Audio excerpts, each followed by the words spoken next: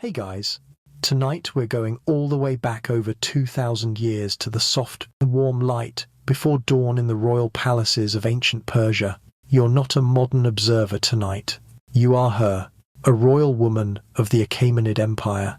Maybe a queen, maybe a favored concubine, maybe the sister of the king. Either way, your day begins not with chaos, but with ritual, soft linens, delicate movements, servants who know your routines better than your own hands. The stone walls around you are cool, but the bed is warm. You lie swaddled in layers of imported silk, your head on a cushion filled with cotton from the Indus Valley. You don't need to open your eyes to know that it's almost time. The birds are still quiet, but the sandals of a servant whisper down the corridor. She carries a basin of water, lukewarm, laced with dried jasmine blossoms, and she's about to draw the curtain aside. You try to savor these final moments in bed, because once the first cloth touches your skin, the slow avalanche begins. You are no longer a woman. You are an ornament, a political pawn, a potential goddess incarnate, depending on the court astrologers. Your beauty isn't optional, it's strategy. So, before you get comfortable, take a moment to like the video and subscribe. But only if you genuinely enjoy what I do here. And if you're listening from somewhere unexpected, tell me in the comments your location and your local time. I love seeing where you're all drifting off from. Now, dim the lights, maybe turn on a fan for that soft background hum, and let's ease into tonight's journey together. The curtain shifts. Your attendant, Kasha, bows slightly as she sets the basin near your bedside. You rise barefoot, hair loose, your eyes adjusting to the dim flicker of an oil lamp on the wall. The marble floor is cold, and your feet find the edge of a low carpet woven in patterns older than memory. You don't speak. You don't have to. Kasha already knows the order of things. First, the incense is lit. Frankincense, imported from Oman, curls through the air. The soft, slow burn drives out the lingering dampness. She murmurs a prayer not to the Zoroastrian fire god, but to the spirit of beauty itself. The room is large, but it's silent.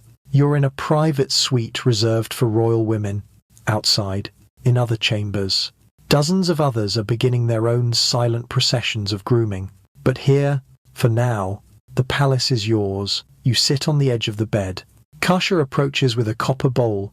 Your face is gently bathed in warm, rosewater-infused cloth. The scent is soft, nostalgic, almost like childhood. It's not just for fragrance. Rosewater is cooling, calming, and believed to purify your aura before contact with mirrors. Historians still debate whether this ritual was rooted in religion, medicine, or simply decadence. Likely all three. But in this moment, you're too tired to care. The bowl is set aside. A second servant enters, silent as wind. She holds a fresh robe, cream-colored, loose, and soft, woven from the finest Chinese silk, traded over vast deserts, through towns where people live in mud brick towers taller than trees. You don't think about those people. You just raise your arms. The robe slips over your shoulders with practiced ease. There's a gentle knock. A eunuch, always outside, never within, announces the time. The king has stirred. That means you have just under 2 hours to become a living emblem of divine grace. No pressure. The first step is simple. You shuffle across the room. Your slippers waiting. The soles are goat leather. The straps dyed crimson. The floor beneath your feet is an elaborate tile mosaic, geometric, endless, hypnotic. You don't look down. You look forward, because this isn't just a beauty routine. It's a ritual. It's a test.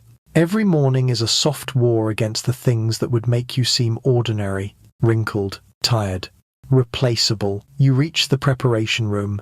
It smells like sandalwood, honey, and some vague hint of metal. The mirrors here aren't made of glass.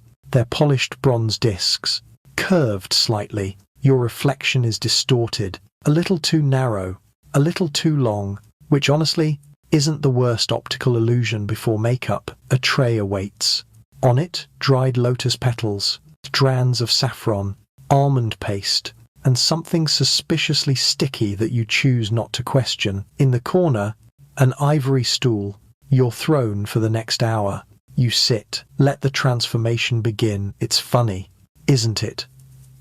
For all their power, Persian kings depended on beauty to keep alliances stable. A beautiful woman could sway a governor, distract a rival, secure a lineage.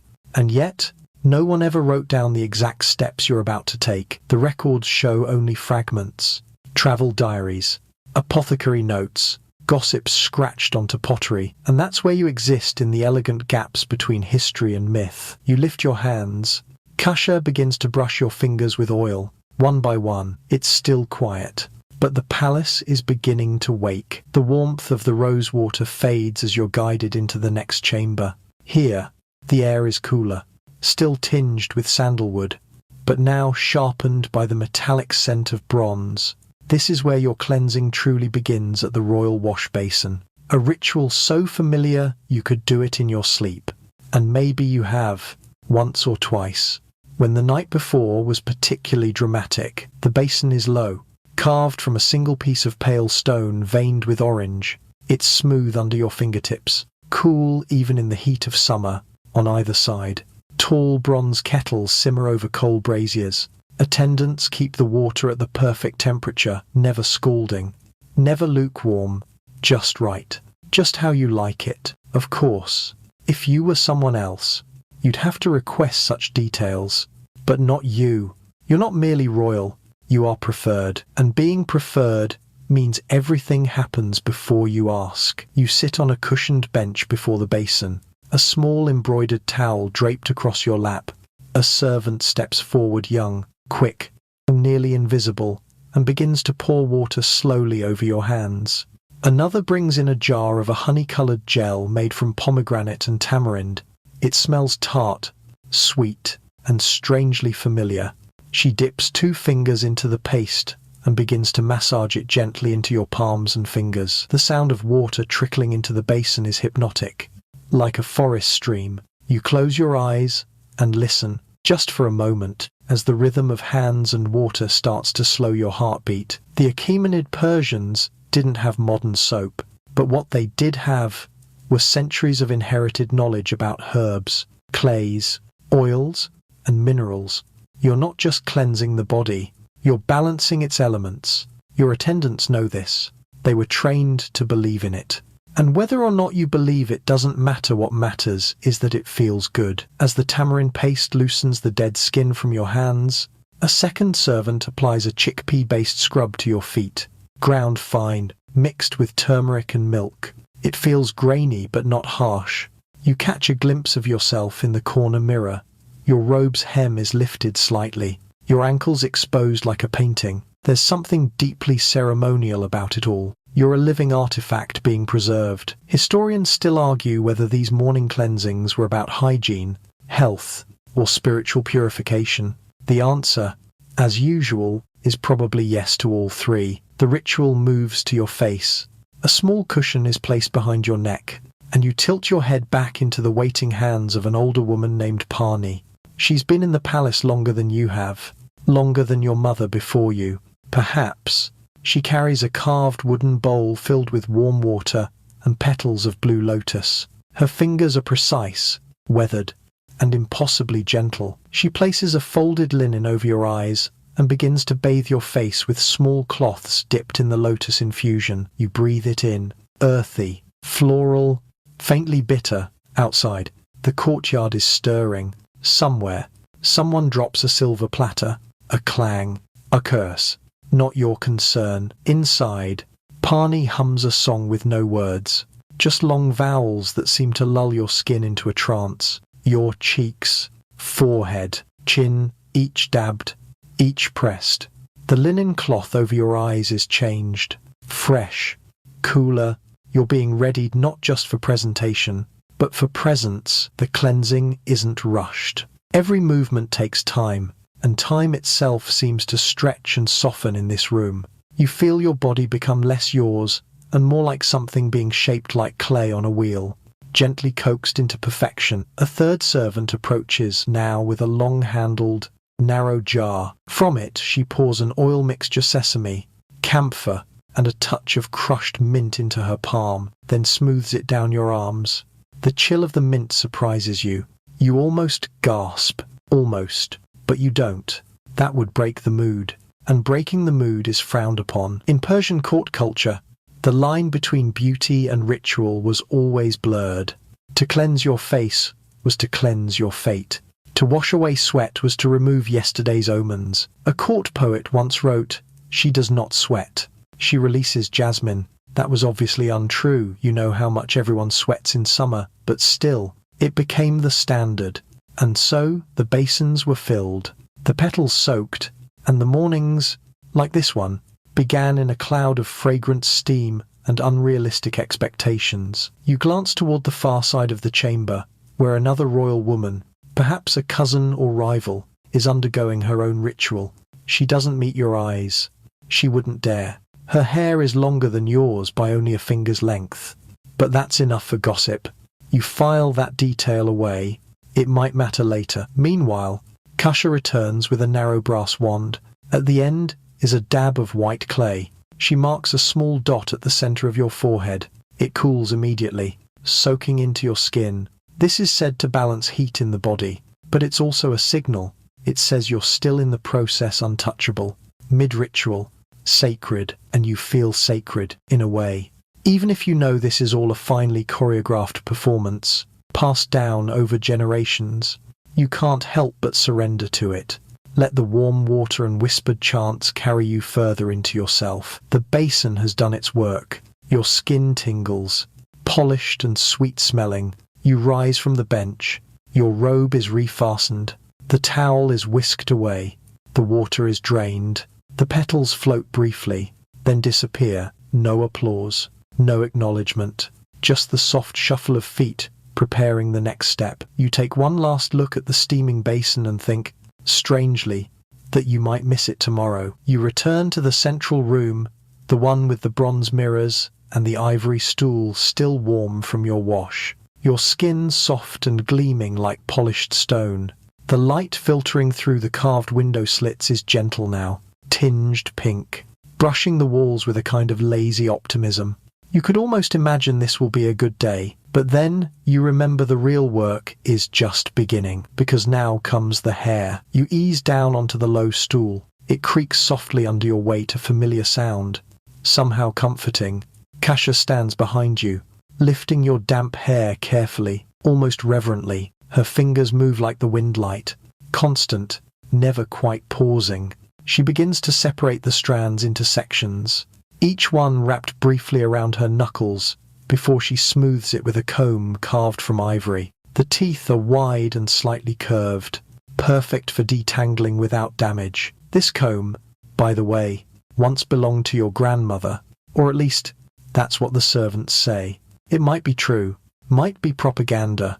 In a palace full of whispers, the line between heirloom and theatre is thin, but the comb is real, and it glides through your hair now with the practiced rhythm of someone who's done this 100 times. A small pot of almond oil is uncorked. The scent is nutty, faintly sweet. Kasha dips her fingertips in and begins to work the oil into your scalp, slowly, firmly. It's not just about shine. This massage is said to stimulate clarity, wakefulness, and fortune, depending on which physician or priest you ask. Historians still argue whether royal hair rituals were medical, aesthetic, or spiritual. One scroll insists the massage opened the inner eye. Another simply says it smelled nice and kept the lice away. You prefer the latter interpretation, but the truth is likely somewhere between health and glamour. As always, you tilt your head slightly, eyes drifting closed. The brushing continues, long, steady strokes that make your scalp tingle. You almost forget that you're being watched. Because of course you are, not by spies, by the wall of polished bronze mirrors, each tilted just enough to catch you from a slightly different angle. One makes your nose look longer. One makes your shoulders look narrow. You've learned to ignore them all. Real beauty isn't what reflects, it's what others decide to see. And in this palace, perception is power. A second servant approaches, this one holding a thin bone rod and a tray of tiny ivory pins. She begins parting your hair along the center. Then she separates the front into two delicate twists, pinning them back above your ears. The style is classic Achaemenid modest, controlled, unmistakably regal, but your hair is not yet complete. Kasha signals, and a third woman enters. She carries a narrow bronze container filled with a thick paste, the color of roasted dates. It smells alarming, like burnt almonds and something vaguely medicinal. This, unfortunately, is the fringe tidbit of the day. The palace's current favorite hair treatment contains not only almond oil, but also pulverized locust shells. Allegedly, it prevents breakage. Allegedly, you make a note to wash your hair again tomorrow, twice. As the paste is smoothed into the tips of your hair, you feel a slight sting. Not unpleasant, more like a reminder that beauty isn't free. Not in Persia. Not anywhere. Your mind wanders. You think about your cousin who once tried to skip hair brushing because of a headache. She was removed from the rotation of favored women for 3 weeks. When she returned, her hair was perfect, but her eyes never quite met anyone's gaze again. You learned then the brushing is not optional. Hair is status. Hair is control. Long, dark, glossy hair marks you as untouched, unbroken, invaluable. A queen may wear a crown, but her real authority is braided behind her ears and pinned beneath her veil. Today, your braids are simple. 2 narrow coils at the temple, 1 wide plait down your back. Nothing ornate, nothing theatrical. You're not scheduled to be seen at court this morning, but that doesn't mean you're not being watched. The final step: perfume for your hair, a drop of rose oil on each braid. Then the whole style is lightly misted with a fennel and mint infusion. It smells clean, fresh, ready. You glance once more into the bronze mirror, not because you expect to like what you see, but because you need to know what they will see. There you are, eyes lined faintly by lack of sleep, lips still bare, cheeks soft, flushed from massage, hair dark, orderly, gleaming. You look like someone who has it together. You smile just slightly. Not because you feel like it, but because that's part of the costume. A final comb stroke down the length of your braid, a bow of the head from Kasha. The stool is pushed back, the oil pot's closed. The air in the room smells like almonds, mint, and expectation. Another servant slips in, her face pinched with hurry. She whispers to Kasha, "A change in schedule. There may be a late breakfast with the Queen Mother." You try not to sigh. That woman notices everything, especially flyaways. You make a note to tighten your veil later. As you rise from the stool, you feel the heaviness of your hair behind you. Like a curtain, like a shield. You are no longer a girl just out of bed. You are 1/3 goddess, 1/3 illusion, 1/3 target, and your hair is perfect. The scent of your freshly oiled hair still clings to the air as you step across the smooth floor tiles, your slippers making the faintest hiss on stone. You move toward a smaller chamber off the main dressing suite. Here, the real artistry begins. Not the brushing, not the bathing, but the delicate, time-consuming art of turning your face into a mask of power and mystery and, ideally, subtle threat. This is where saffron and kohl come into play. You're seated now on a low, cushioned bench draped in linen. The light from a grated window falls just right on your cheekbones, an architectural coincidence that generations of royal women have quietly appreciated. Or maybe it wasn't a coincidence at all. The Persians were masters of calculated design. Kasha and her team begin to lay out the cosmetics, not in little palettes and branded jars like in a modern bathroom, but in clay dishes, bronze pots, and one tiny seashell holding powdered turquoise. There's even a slab of polished obsidian to use as a blending surface. The tools look more like a painter's than a beautician's. A dish of saffron threads sits nearby, soaking in warm goat milk. It smells faintly medicinal, almost bitter, and incredibly expensive. That little saucer of yellow cost more than a farmer's yearly wage. And it's not for dinner. It's for your face. Historians still debate whether saffron was used primarily for coloring the skin or as a subtle perfume. You know the answer is both. It's dabbed onto your cheeks with a cloth-wrapped fingertip, giving your skin a sunlit glow that reads divinely radiant. rather than sweaty and overcooked. A very fine line, really. Next comes the coal. A small, carved ivory vial is uncorked, releasing a dry, smoky aroma. Kusha dips a narrow stick into the dark powder, made from ground antimony, lead, or soot, depending on the day's mixture, and gently applies it to your lower waterline. You blink, and the world sharpens. Your eyes now look larger, darker, and infinitely more awake than you feel. The use of coal isn't just cosmetic, it's medicinal, they say. It keeps the sun out, prevents eye infections, wards off the evil eye.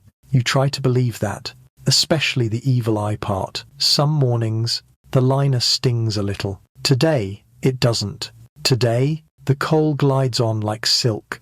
A perfect line, no smudge, a good omen, or maybe just good technique. Either way, you'll take it. A brush of powdered malachite is added at the outer corners of your eyelids. It's green, faintly shimmering, and applied so lightly that it looks like shadow rather than color. The palace has no patience for garish. You are supposed to look effortless, even if this took 12 hands and 3 hours of effort. Next up, lips. There are no lipsticks, no glosses, just a paste made from crushed pomegranate skins and red sandalwood. It's applied with a strip of cotton that leaves behind a reddish tint. You purse your lips, testing the texture.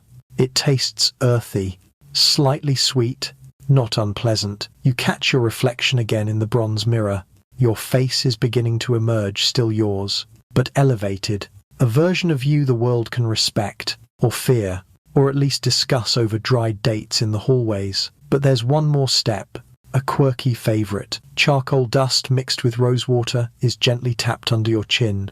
Not visible, unless someone's very close, which they shouldn't be. But if they are, they'll see it. A soft, grey smudge, a whisper of rebellion, or maybe just tradition. No one agrees on why it's done. Some say it keeps you grounded, like applying shadow to the underside of a dove's wing. Some say it signals discretion. Others say it's a seduction tactic, visible only in candlelight. You're not sure which is true. You just know it's always done. As the charcoal settles, Kasha steps back. She doesn't speak, but her eyes flicker approval. You can almost hear the unspoken sentence, "Today, you look unassailable." The other attendants move to clean the palettes. The seashell is rinsed and replaced. The brushes return to their soft pouches. Everything is wiped down with cloths dipped in rosewater and stored for tomorrow's ritual, or the next woman's. Depending on what the king decides, you sit still, letting the air dry your face. It feels tight in places, but not uncomfortable. Just formal, like a soft mask, a second skin. You remember being 12, watching your older sister undergo this same ritual. Back then, it looked glamorous, magical. You couldn't wait to sit in this very spot, eyes closed, being transformed into someone important. Now you know the price of all that saffron. A eunuch's voice echoes down the hallway low, careful, respectful. A reminder. The hour approaches. Soon, your face must meet the daylight, and it must hold. A servant brings you a small hand mirror. You tilt it, catching your full reflection. The coal makes your eyes seem ancient. The saffron has given you warmth. The lip stain a hint of softness. You look neither young nor old, neither inviting nor closed. You look like someone who cannot be ignored, and that is the goal. The mirror is taken away. Your hands are dabbed with a cloth, though you haven't touched a thing. Cleanliness is not about need. It's about ritual, and you are nothing if not ritual. This morning, the cosmetics are done, but the transformation is only halfway through. Your body has been polished, your face painted. Now, it's time to move on to what lies underneath the treatments. The masks, the secret rituals that no one outside these walls will ever hear about. But you're not worried, because you're glowing, and everyone knows a glowing woman is both admired and feared. Your face is set, the mask is in place, but underneath that saffron glow and coal-line precision, there's still skin real, fragile, imperfect skin, and that, of course, must also be handled. Because one crack in the illusion, one unexpected blemish or flake, could become gossip by sundown. And gossip, in a Persian royal court, travels faster than chariots. So now you're led to a quiet corner of the chamber, where a tall clay jar sits covered with linen. When the cloth is peeled back, a dry, nutty smell escapes.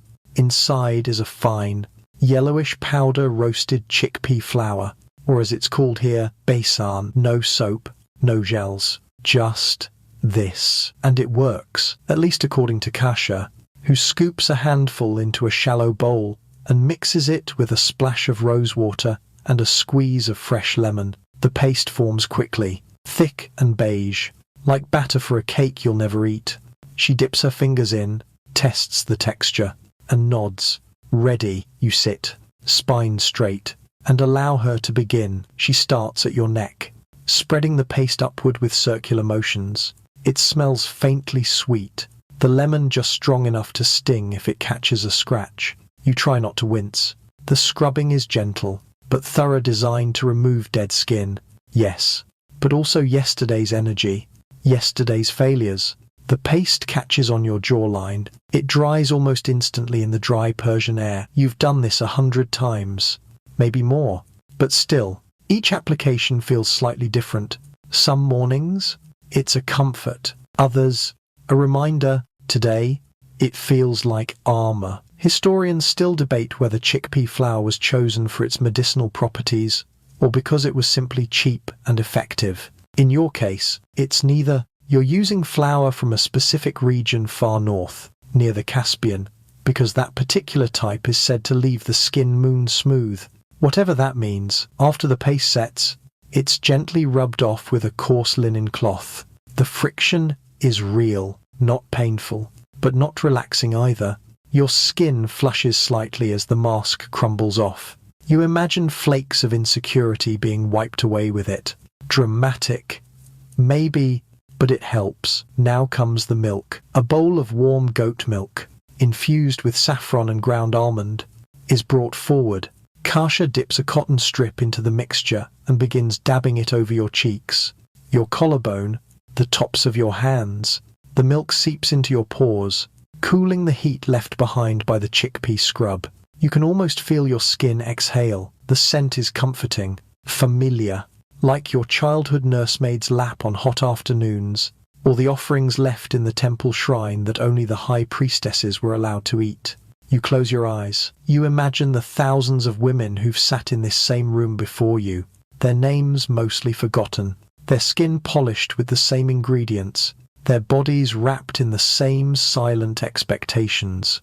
You wonder if they ever wished to just not do this, to walk out, face bare, hair undone, and say, "This is enough." But of course, they never did, and neither will you. A bowl of cool water follows the milk. This time, it's laced with camphor and rose petals.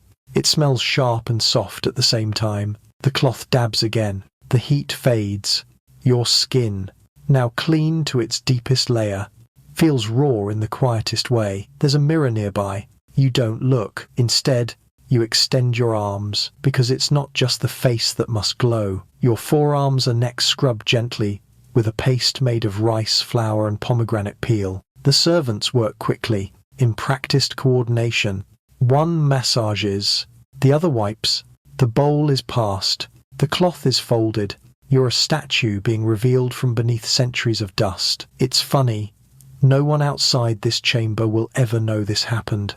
When you walk into the audience hall later today, no one will think, "Ah, yes, rice flour and pomegranate classic." No, they'll just whisper, "She looks radiant," and that will be enough. The final step is perhaps the most soothing. A jar of thick, honeyed paste is warmed slightly over a flame.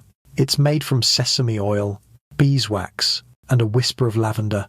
It smells like dusk, like softness, like the opposite of every sharp whisper that fills this palace's corridors. The paste is rubbed into your hands, your elbows, the back of your neck. Not enough to shine, just enough to glow. You sigh, not dramatically, not loudly, but just enough for Kasha to glance up. She smiles. Barely. In this palace, that's practically a love letter, as the last cloth is folded and the final drop of rose water is wrung out, you feel not quite yourself. Not yet. But closer to the version of yourself that the world expects to see. Tomorrow, the same thing will happen. Chickpea flour, lemon, goat milk, scrub and dab and pat and polish. But today your skin feels new, which, in a world that wants to peel you apart daily, that counts for something, the scent of the sesame paste still lingers on your skin as you move into the next chamber, smaller, dimmer, more intimate. It smells of henna here, and something fainter underneath, like the parchment of old letters or dried orange peel. The light filters through a wooden lattice above, casting quiet, intricate shadows on the floor. You step into them, one by one. This is the room for henna stains and secret messages. You sit, and two younger attendants kneel before you, bringing with them lacquered trays. One carries a ceramic bowl of freshly mixed henna paste, the other a folded piece of silk containing delicate stencils. The henna is still warm, having been ground just before dawn, made from leaves crushed between stones, then mixed with rose water, clove oil, and a single drop of vinegar to deepen the colour. It smells earthy, spiced, alive. You place your hand on the flat stone slab before you, and the first girl begins. Her hands are quick but gentle, laying down the first swirl of patterns across your palm. It tickles. Slightly. You resist the urge to move. The design is familiar. Vines, dots, crescents.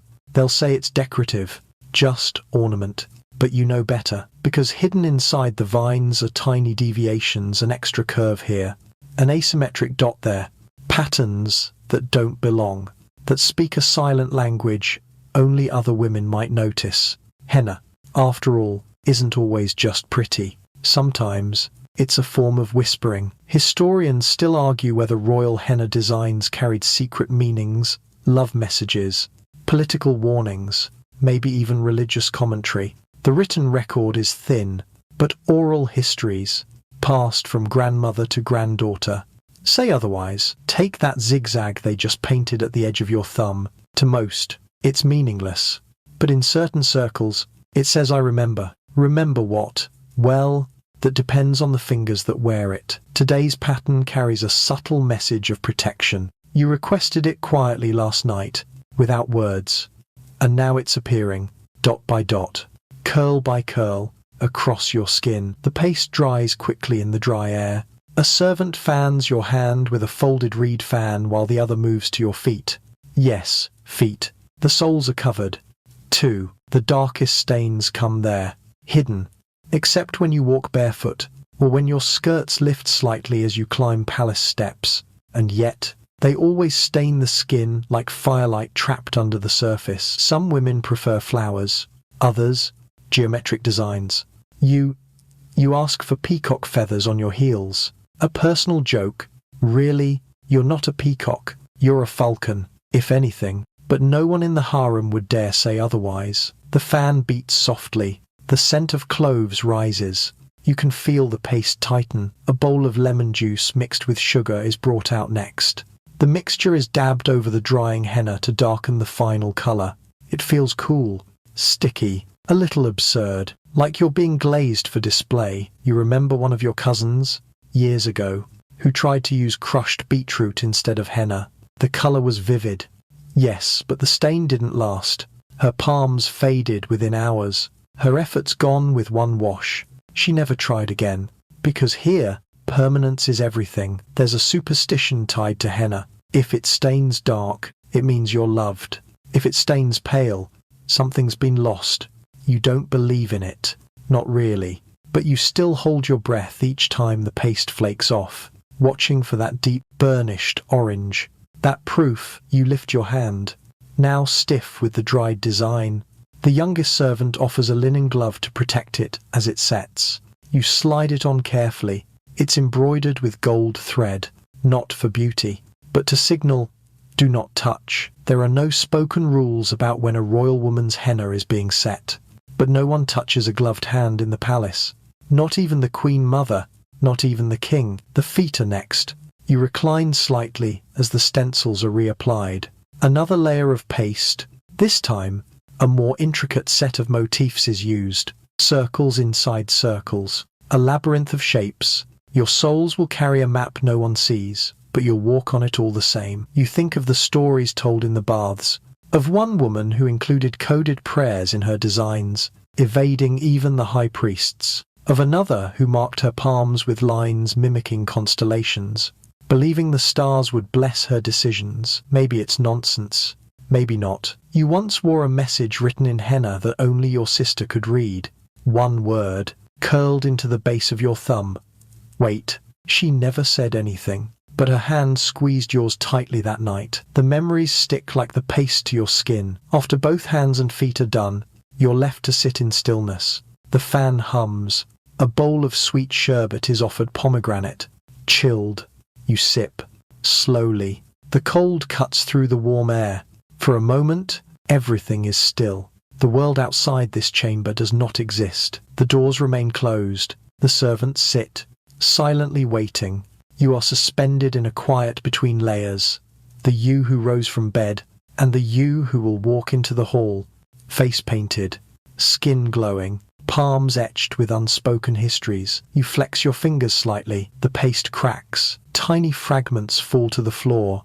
Like ash from a long-forgotten letter, you do not speak. The room speaks for you. You're not alone in this palace, and never truly have been. There are always eyes. Always footsteps echoing down corridors. Whispers behind veils. Glances exchanged beneath drawn lashes.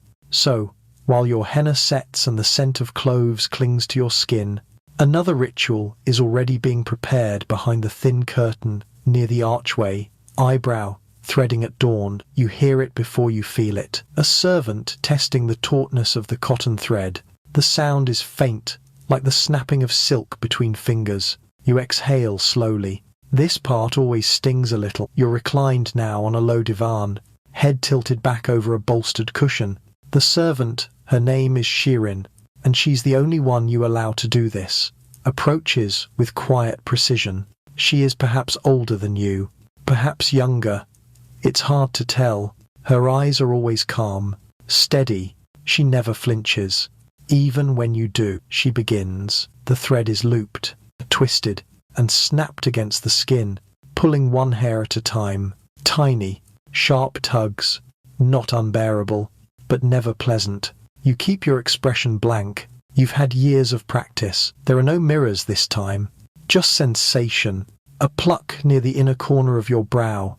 Then another, and another. Eyebrows in ancient Persia weren't just decorative, they were symbolic. High, arched brows signified nobility. Straight ones, intelligence. Long, thick brows joined at the center. Sensual power, dangerous allure. Depending on the year, the fashion shifted. But today, your brow must appear like a falcon's wing lifted. Sleek, decisive. Historians still debate whether such grooming was enforced by court etiquette or by personal vanity. The answer, again, is both. You know women who've been removed from court simply for failing to keep their brows symmetrical. You also know women who plucked until their foreheads bled, hoping a new shape might catch the king's attention. Neither fared particularly well. Serene pulls another thread. The pain is sharp temples, then tail. The rhythm is nearly hypnotic. Each tug a punctuation, each break a breath. Some believe the pain keeps you awake, alert, present, a reminder that beauty isn't passive, it's earned, and it has teeth, and you endure it. As you always do, quiet, still. In truth, there's something oddly intimate about this ritual. The closeness of the hands, the heat of breath as Serene leans near, squinting for stray hairs. She could kill you, if she wished. The thread could loop around your neck. The powder could be laced, but she never has. And so, you trust her, or at least you pretend to. A dish of powdered turmeric sits nearby.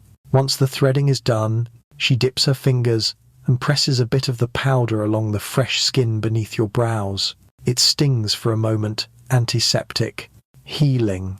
The faint yellow tint fades into your complexion like sunlight dissolving on marble. Kasha returns with a glass of water infused with cucumber and basil. You sip slowly, more from habit than thirst. The taste is green, clean, forgettable. There's a reason this step is always done in silence. Eyebrow grooming may seem small, frivolous, even, but here, in the palace, it holds power. The angle of an arch, the distance between brows, these things speak when you cannot. A glance can end a conversation or begin a war. You think of the Queen Mother again, her brows still plucked into sharp, cruel curves, even at her age. She's a master of expression.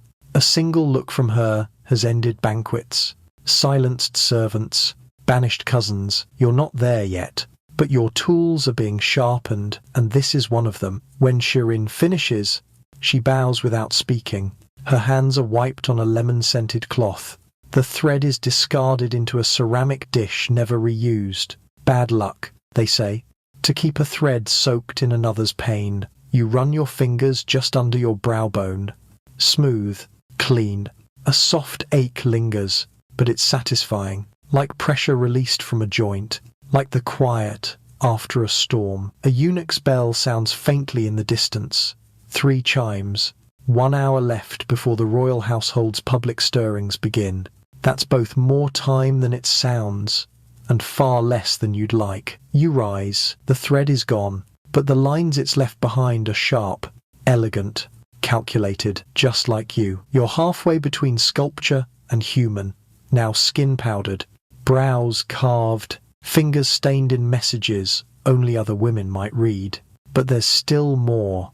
There's always more, because a royal woman doesn't just smell beautiful. She carries scent the way a warrior carries armor. And today, you're being led into one of the most secretive corners of the palace. The one even some concubines have never entered, the royal perfume closet. It's not really a closet at all. It's a vaulted room, small but sacred, locked at all times with a carved ivory key. The air is cool, the light dim, the temperature carefully monitored by a eunuch who never speaks. His job is simply to protect the scent. You suspect he hasn't smelled anything in years. Kasha unlocks the door with a practiced turn, and you step inside, and immediately you're hit by it. The layers, it's not a single scent, it's a storm of them. Amber, sandalwood, crushed mint, fermented musk, rose, jasmine, cardamom, old myrrh resins sitting in tall glass jars sealed with beeswax. A wave of conflicting perfumes that somehow still seem to belong together, like rival queens nodding to each other across a banquet hall. You pause, taking it all in. The shelves are arranged with military precision. Tiny ceramic pots labeled in cuneiform, glass vials filled with amber-colored oils, folded cloths infused with delicate distillations, clay discs holding dried incense blends. And in the center, on a low table, your tray. Already prepared, 3 bottles, no labels, just color. The first is deep green, nearly black. The second, a honey gold. The third, clear as mountain water, but with the shimmer of crushed pearl. You know each one by memory, by season, by the weight it carries in the air. The green one is strength, resinous, slightly bitter, sharp with myrrh and pepper. You wear it when you must remind others that you are not here to entertain. The gold one is warmth, sweet, with hints of orange blossom and cardamom. It says approachable, without surrendering power. Perfect for slow days and strategic encounters. And then there's the clear one, dangerous in its subtlety. It smells like nothing at first, but as it reacts with your skin, it becomes something entirely new. Some say it enhances your natural scent. Others believe it reveals your mood. Today, you reach for the third. Historians still argue how advanced ancient Persian perfumery really was. Some claim it rivaled Egypt. Others insist it surpassed Rome. What they all agree on is this scent, in the Persian Empire, was never just personal. It was political. Each courtier wore a signature blend, and more importantly, everyone else knew it. There are rumors of alliances signaled with perfume, of insults masked in fragrance, of concubines who poisoned rivals using perfumed gloves. You believe at least half of those. Kasha takes the chosen bottle and uncorks it carefully, releasing a smell so faint it vanishes as soon as it appears. But already, the air feels different. She dabs it onto your pulse points, behind your ears, inside your wrists, just under your jawline. Then, surprisingly, a touch to your scalp hidden beneath your hair, but close enough that the scent will rise as your body warms. A small brass fan is turned on nearby, gently pushing the perfume into the room, encouraging it to settle on your skin like mist. The door to the perfume chamber is closed now, not locked, but heavy. The scent stays trapped within. No one else will use it today.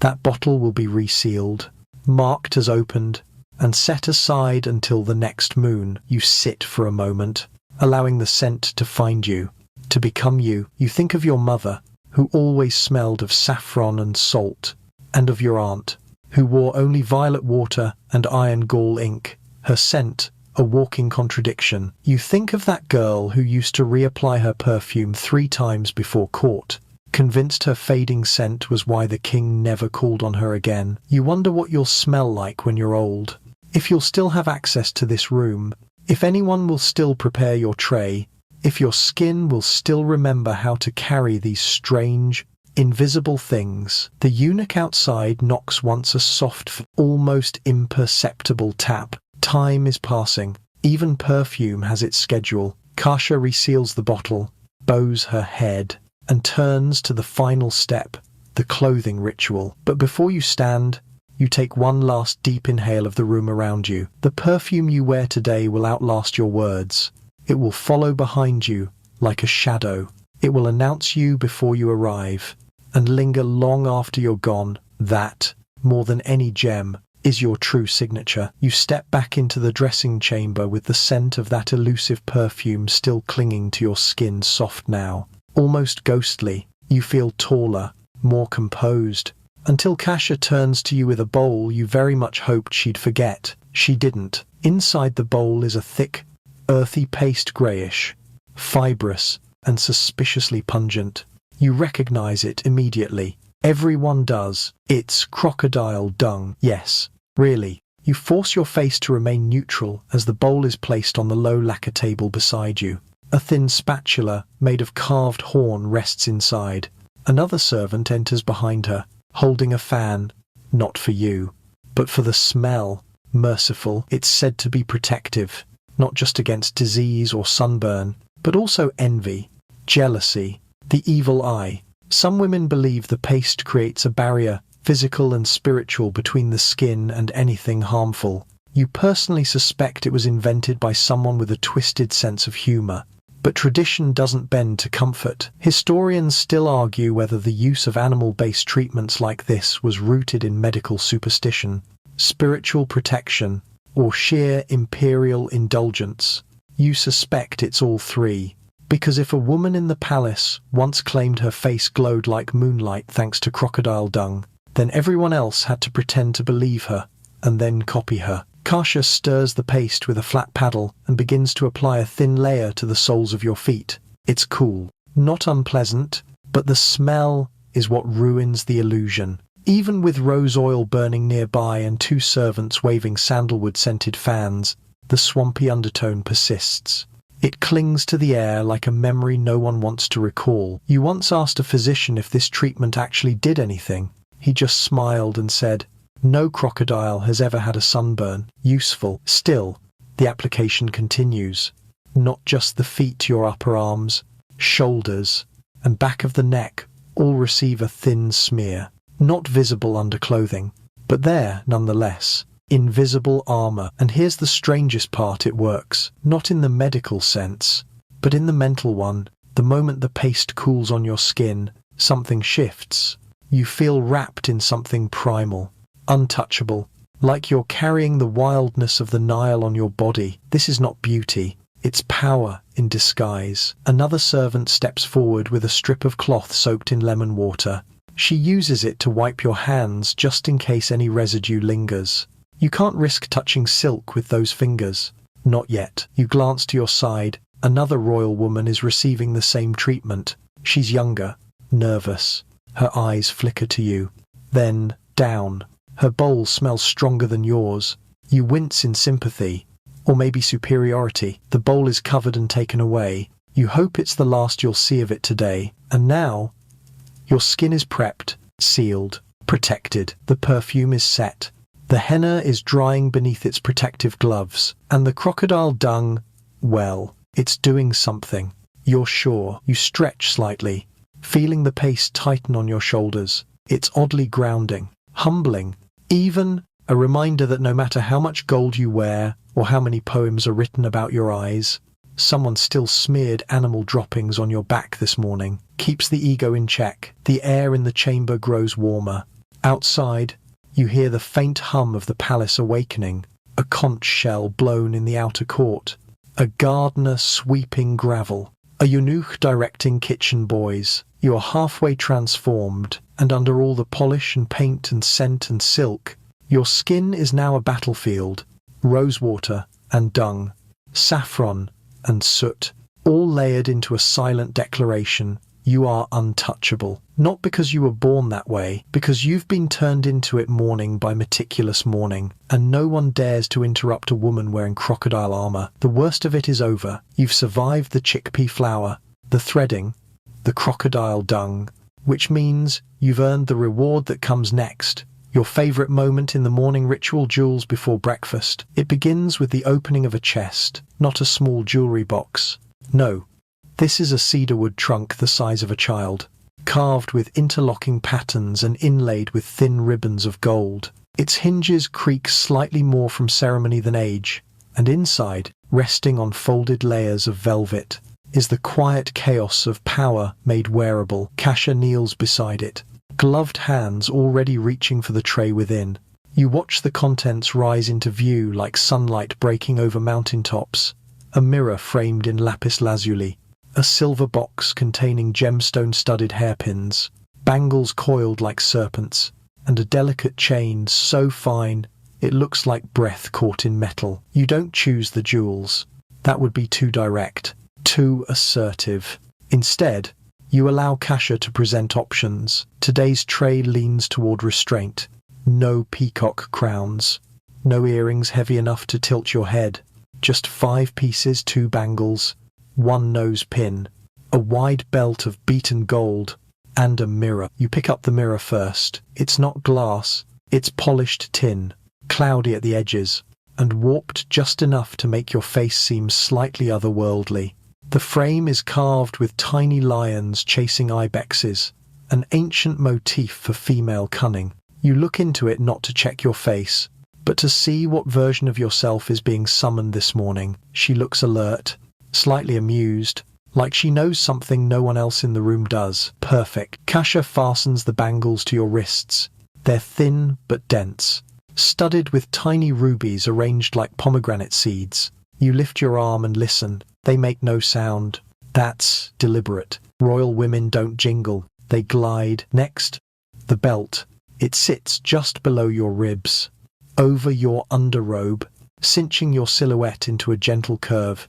It's etched with a pattern meant to imitate wheat's symbol of fertility, abundance, survival. You've never liked the implication, but you've never dared remove it either. Symbols have teeth here. The nose pin is last, a small triangle of emerald, set on a delicate loop of gold. It's not meant to be seen from across the hall. It's meant to be noticed up close, intimately, carefully, by the right person or the wrong one, depending on the plan. Historians still debate the use of specific gemstones in Achaemenid court life.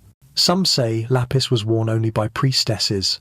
Others claim sapphires protected the wearer from betrayal. Most likely, the choices were symbolic, yes, but also aesthetic.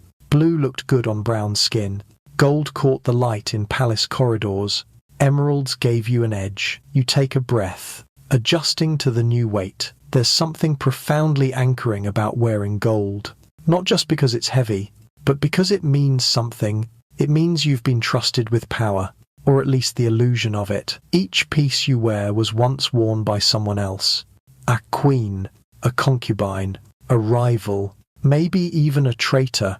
Some say the jewels carry memories, that gold remembers, that it holds whispers in its links. You're not superstitious, but you still never wear the sapphire ring with the crack down the middle. Kasha lifts a fine silk cloth and gently buffs the mirror, then offers it again. You glance.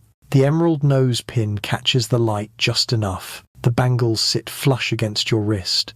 Your belt glints like barley in wind. You look costly, and that's the goal. No one would dare approach you in this moment without permission, not even the Queen Mother. The combination of scent, skin, silence, and now metal makes you less human, more icon. You are no longer a woman preparing for her day. You are a walking myth, polished to lethal shine. There's no crown. You don't need one. The belt is the crown, the bangles, the smell of resin and rose. Royal women in Persia didn't wear power on their heads. They wore it on their wrists, their waists, their breath. Kasha bows again and begins folding the remaining pieces back into the chest. The silver box clicks closed. The chest is recovered, locked, removed. The jewels you didn't wear this morning. You'll see them again soon on someone else, and you'll be watching, because here, every gem is a message, and every message has an audience. Your skin glows, your face is set, your wrists gleam like the edge of a blade. You are, for all intents and purposes, finished. But of course, you're not until you've taken in the morning herbal tonic, a concoction so sacred, so whispered about. It exists somewhere between medicine, superstition, and light poison. You're led to a smaller side alcove of the dressing chamber, a marble bench, a low table, a single carved niche in the wall, where a tiny oil lamp flickers, as if it too is anxious about what comes next. This is not a meal, not a snack. It's a ritual, and it comes in 3 sips. The tray is brought in by a woman named Daria, who works only in tonics. She doesn't dress anyone. She doesn't paint faces or scrub feet. She brews. That's all. And she's terrifying. Daria wears gloves. Always. Her fingers are stained yellow at the tips from turmeric, saffron, who knows what else. She smells faintly of vinegar and crushed mint. And she never, ever makes eye contact. She sets down the tray. 3 bowls. 3 colors. 1 red, 1 yellow, 1 pale grey. You recognize them. You've taken these before, but they're never exactly the same. The red one is first. It smells sharp, pomegranate juice steeped with crushed basil and a splash of fermented vinegar. It's supposed to open the senses. According to the old texts, you sip, and it burns slightly at the back of your throat. Not unpleasant, but not comforting either. A slap of flavour designed to wake your mind before your body catches up. Some say it sharpens memory. Others say it simply keeps you alert enough to avoid saying something that gets you exiled before lunch. Next, the yellow one. This one is thicker, made of honey, ground almonds, and a sprinkle of some root you never identified and were told not to ask. It smells better than it tastes. Sweet, but with a bitter note underneath, like something once beautiful that's been dried too long. This tonic is for complexion. That's what they say. It keeps the glow, according to Daria, who says it like a threat. You take the full sip. Let it linger. Try not to gag. Historians still argue whether these tonics had actual health effects or were elaborate performances of class. After all, no one outside the palace had access to half of these ingredients, and few inside it had the guts to drink them daily. But you do, because you must. The 3rd bowl is the strangest. Pale grey, almost silver, infused with crushed pearl dust and what might be lavender, or might be something far less botanical. This one is for the voice, a smooth throat, a calm stomach, a poised expression. It doesn't taste like much, but it settles the nerves in a way that makes you suspicious. Daria says it quiets fire, which, in court, is the highest compliment anyone can give you. You finish the final sip. Daria takes the bowls, gloved hands, never shaking. You feel adjusted, not energized, not exactly calm either. It's like your body has been pushed into place, like a sculpture moved half a centimeter to catch the best light. And that is precisely what these tonics are for. They are not about nourishment, they are about calibration. You rise. Carefully, Kusha hands you a linen cloth to dab your lips. Tonics can stain, and your pomegranate tint is still fresh. You blot, check the cloth. No mark, good, and hand it back. There's a finality to this moment. The tonics are the last thing you ingest in the beauty ritual. Everything before this was external. But this goes in, becomes part of you, works its way through your bloodstream as you move through the day. You think back to your aunt, who swore one of Daria's old tonics made her speak too freely for an entire week. She ended up exiled to a coastal estate, where the water was brackish and the servants were deaf. You've learned moderation, and you've learned not to question Daria's ingredients. The tray is taken away.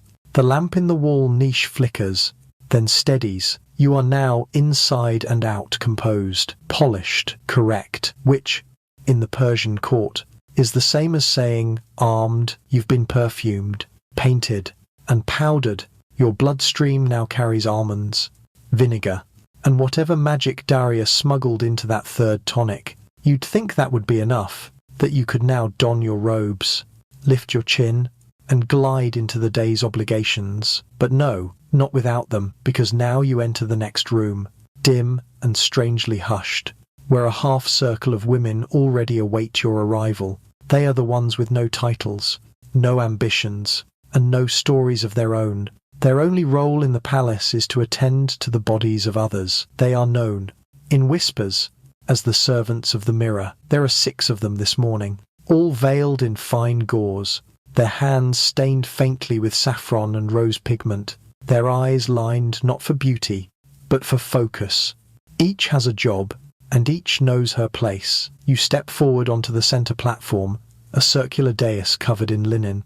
As you rise onto it, they move without a word. The first adjusts the lighting. A skylight above you is unshuttered slightly, letting a single beam of natural light pour down. Not too harsh, not too low, just enough to reveal every imperfection they must now correct. You are not allowed to speak, not here. The second servant kneels at your feet, inspecting your ankles, calves, and knees for stray henna flecks or uneven lotion. She has a cloth soaked in milk and rosewater. Quick dabs, no mistakes. The third approaches, with a brush, a long-handled tool tipped in camel hair, used to dust your shoulders and arms with a fine layer of pearl powder. It clings to your skin like breath, like myth. If sunlight catches you just right later today, someone will swear you glow. That rumor is their work. The fourth woman moves behind you. She handles the veil, not the outer veil. Not yet, but the under veil. The one that rests against your hair and protects your scalp from irritation. It's silk, barely dyed, and scented faintly with dried jasmine. The fifth woman is the most senior. She handles the mirror. It's large, nearly the size of a shield and made of polished bronze, mounted on a wheeled frame. As you stand in stillness, she adjusts it behind you, catching your profile, then your reflection, then the light refracted through the skylight until all 3 align your body.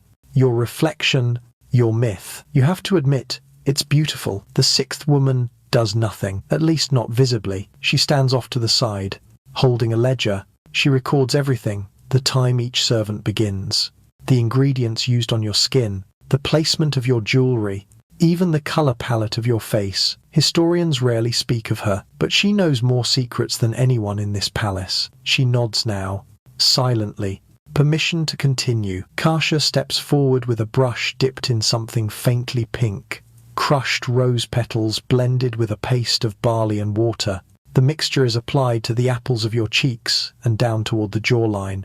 Not for color, for tone, for evenness, for control. Next, your neck is powdered with dried iris root, said to prevent sweat and preserve fragrance.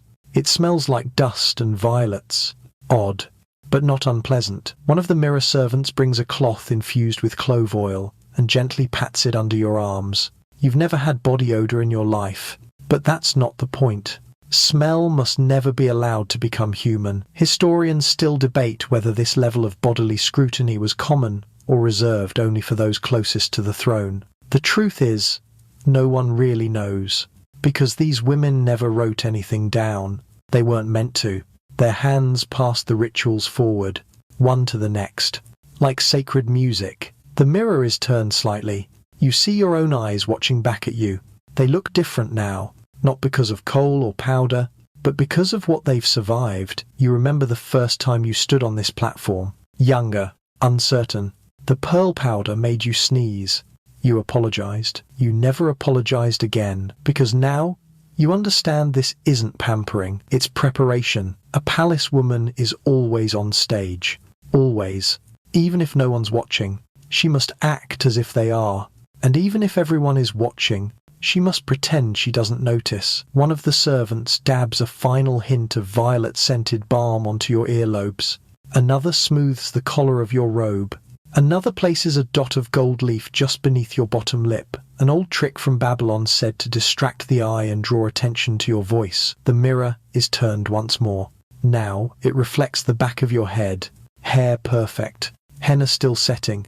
You look impossibly composed, and yet, underneath, your heartbeat ticks a little faster, because the final act of dressing is approaching. Once your robes go on, there's no more room for correction. The ledger is closed with a soft thud, and the woman holding it finally speaks. One word, your name. You step off the platform, and, toward your second skin, you don't know which came first, the beauty or the danger.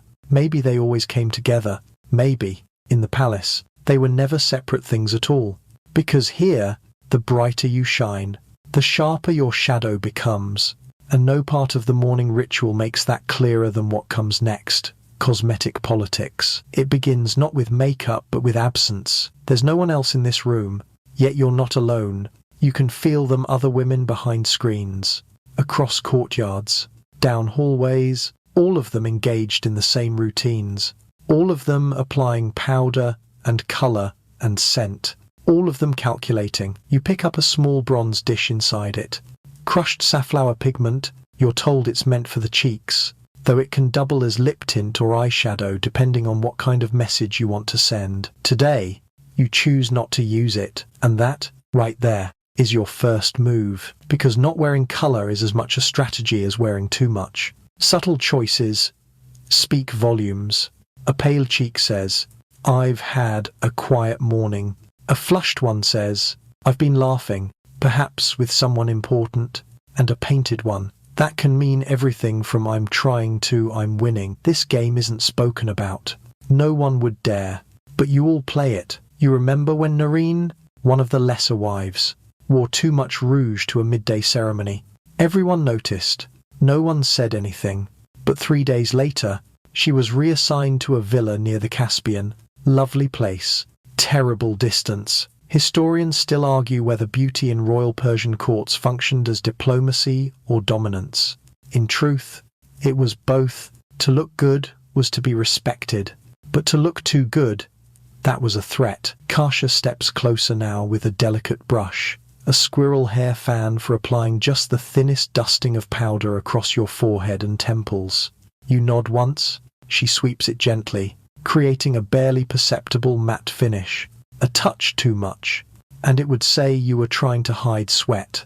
A touch too little, and you'd shine like someone nervous. The line is razor thin. Then comes the kohl. Again, not for the eyes this time, but to draw a faint outline beneath the lower lashes. You already did this earlier, yes, but a second pass darkens the impression. It's a hint, a murmur in the visual language of palace women. Your hands are folded now on your lap.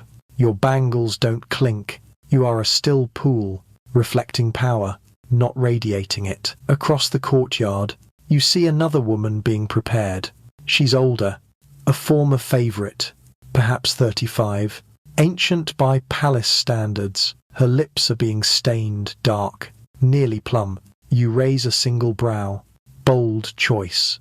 Desperate choice. You remember when your own mother wore plum stain to a royal birthday and was suddenly ignored for an entire month. She never wore it again. You glance down at your tray. There are 5 pigments you haven't touched. You won't, because restraint is read as confidence, and confidence is interpreted as control. and control is feared far more than beauty. Your fingers hover over a small jar of crushed lapis lazuli, the deep blue pigment reserved for high ritual or mourning.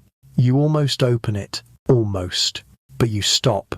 There are whispers that the lapis pigment is cursed, that one woman wore it during her cycle and was found the next morning with her head shaved, punishment for a violation no one explained. You pass it by. Kasha adjusts the light near your face. You tilt your head. The mirror reveals a face that's deceptively bare.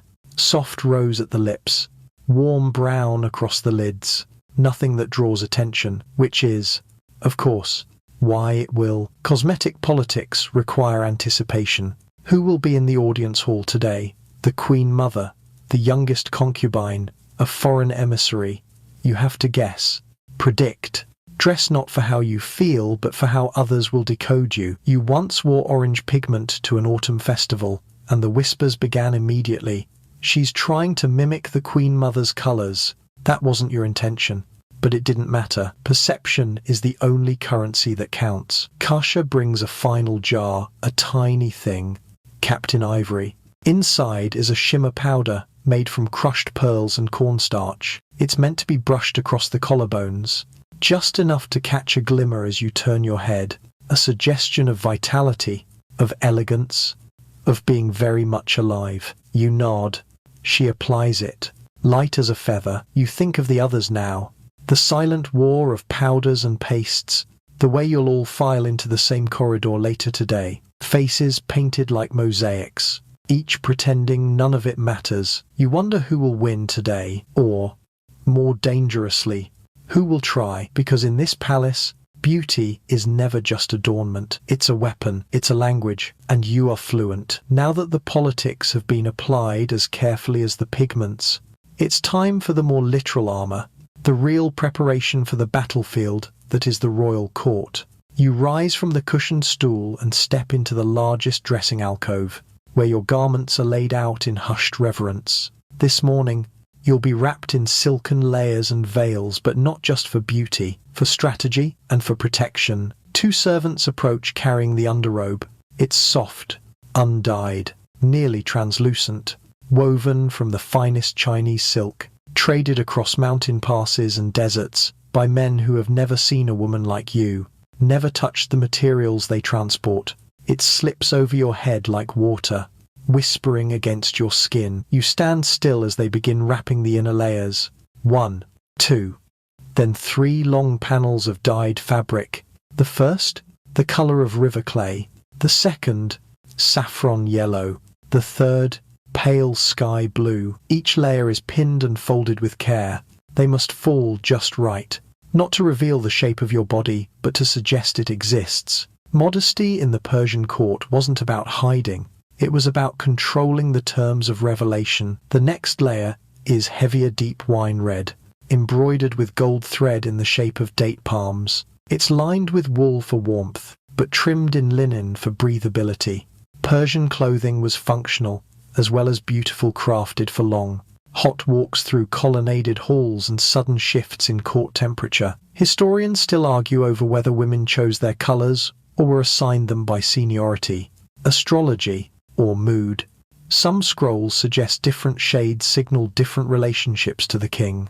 Others claim the dye source mattered more than the hue madder root meant fertility. Indigo signaled mourning. Crushed insects indicated rank. You know this much. Your current layers are stitched with cochineal, and only 5 seamstresses in the empire know how to prepare it correctly. One of them is blind. She works by touch alone, running her fingers along silk and thread with more sensitivity than most men apply to poetry. Her veils are prized above all, and today, one of them is being brought out for you. The veil, yes, the final layer, not just of clothing, but of transformation. It arrives folded in a cedar box, resting on a cushion of herbs, lavender, dried mint, rose petals.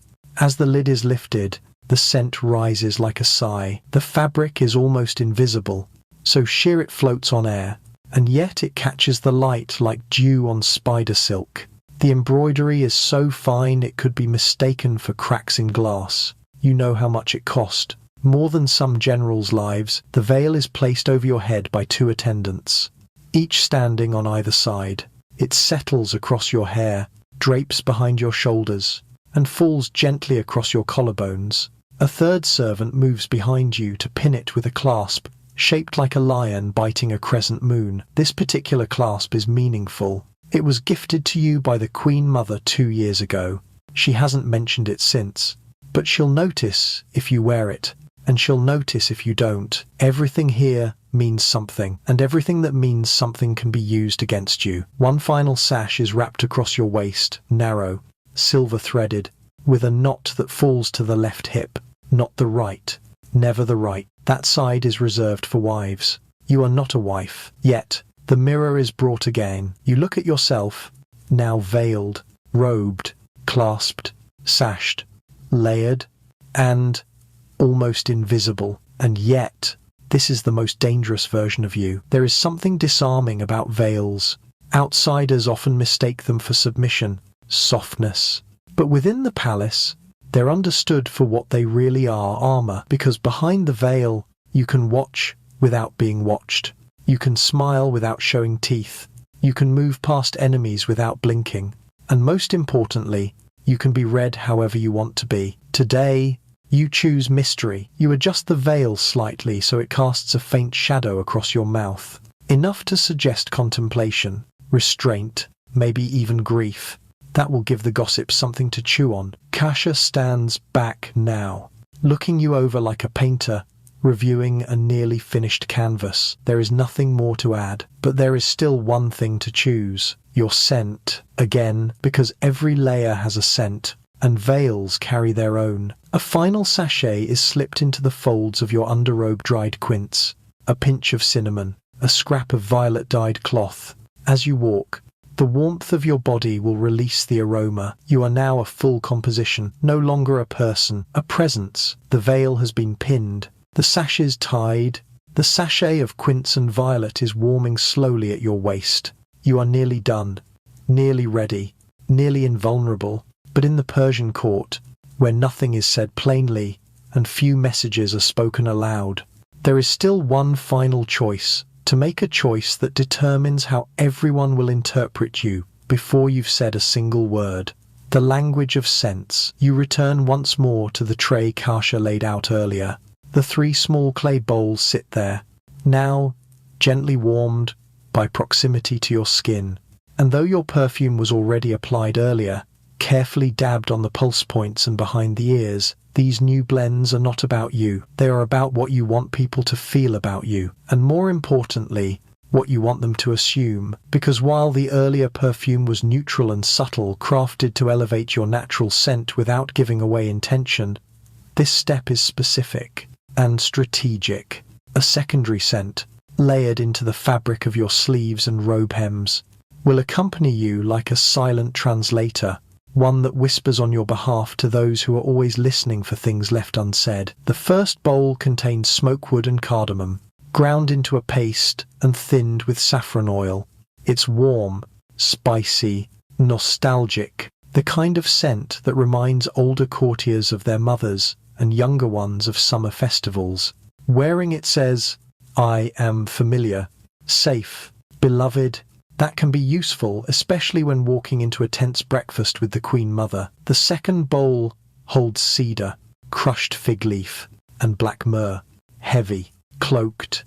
It smells like old scrolls and locked doors, intimidating, subtle, a message only high priests and senior courtiers would understand. I am not here to be pleased. I am here to be respected. And the third, this one is the most delicate: orange blossom, musk, and a touch of dried mint. It doesn't smell like perfume. It smells like memory, like something people think they've smelled before but can't quite place. It lingers in the folds of the robe, barely there until someone leans in and realizes she's already gone. Historians rarely mention this kind of fragrance layering, but some surviving cosmetic scrolls describe it in poetic terms. One, recovered near Persepolis, says she wore 3 silences: the one in her eyes, the one on her hands, and the one in her scent. You choose the third. Today, You want to be the question no one can answer. Kusha nods approvingly. She dips a narrow cloth strip into the blend and begins brushing it gently along the inside of your robe's sleeves just near the wrists, where fabric will brush against skin, then across the inside hem, where your movement will release the scent with each step. Finally, a single touch behind your neck, just above the veil's clasp. Enough for those who embrace you, or try to. The room is still. The scent barely stirs the air, but you feel it. The mint awakens something behind your teeth. The orange blossom softens your shoulders. The musk that lives in the space between heartbeat and silence. One of the eunuchs outside calls out a signal bell. Time is passing. You will need to walk the outer corridor soon. But first, Kusha pulls forward a final item, a silk pouch. Inside, clove seeds, frankincense crystals, and dried rose petals. You open it, inhale deeply, then tuck it inside your sleeve, near the crook of your elbow. You won't use it, but you might let someone see it. Just enough to suggest you're carrying something fragrant, something holy, or perhaps something coded. In this palace, everyone is always reading everyone else, and now you are ready to be read. You rise. The layered robe falls around you like breath. The scent catches as you move. Subtle, soft, unsettling. Let them wonder, let them guess. Because today, your scent will enter every room before you do, and no one will be quite sure what it means. The scent is in place, like a veil inside the veil. And now, even the air that clings to you is curated. You walk carefully across the mosaic floor, light-footed but slow. Every movement, whispering intention. It is nearly time to emerge. But before you leave the sanctuary of your private chambers, there is one final ritual left, one that the men in court documents rarely knew about. But the women never forgot astrology and hairdos, because in the Achaemenid court, you didn't just style your hair, you aligned it with the sky. You enter a small circular chamber tucked near the eastern wall. The ceiling here is low, painted with constellations. Faint lines connect painted stars in blue and gold. You've stared at this ceiling since girlhood. Memorized each pattern, you know when Taurus rises, when Mercury disappears, and more importantly, what it means for you. The astrologer is already present. She stands in silence beside a narrow window slit, gazing upward, even though only daylight filters through now. Her robe is ash grey. Her hair is unadorned. She speaks rarely, but when she does, people listen. Even the Queen Mother. She gestures once, and Kusha steps back. You stand alone, bathed in sunlight. The astrologer reaches for a small polished tablet, etched with the positions of the heavens at dawn. Today, she says quietly, Venus rose before the sun. You nod. Once, this tells you everything. When Venus rises before the sun, it's a day for diplomacy, for grace, patience, subtlety. Not the day for bold gestures or sharp confrontation. Not the day to provoke, and certainly not the day to stand too close to the king. It also determines your hairstyle. Kusha steps forward again, receiving the instruction with a small nod. The astrologer steps back into shadow. Her role is done. Kusha reaches into a cedar box and removes a set of combs, some wide-toothed, others thin and precise. Your veil is briefly lifted, folded carefully, and set aside for reapplication. The hairdo for a Venus morning is gentle, braided, and low. She parts your hair in the center, drawing the comb down with slow, sure strokes. Then she separates two thin strands near your temples and begins to braid them tightly at first, then looser as she draws them back behind your ears. Each braid is wrapped in a thin thread of gold, real gold, pounded so fine it moves like silk. The rest of your hair is gathered at the nape of your neck into a coiled knot, not too high, not pinned aggressively. It must signal poise, not ambition. You're not trying to be seen, you're inviting others to choose to see you. Historians often overlook the coded hairstyles of royal women, but within the palace, everyone knows what each knot, coil, or braid means. A high bun suggests readiness. A center braid wrapped around the crown means mourning. Side braids speak of fertility.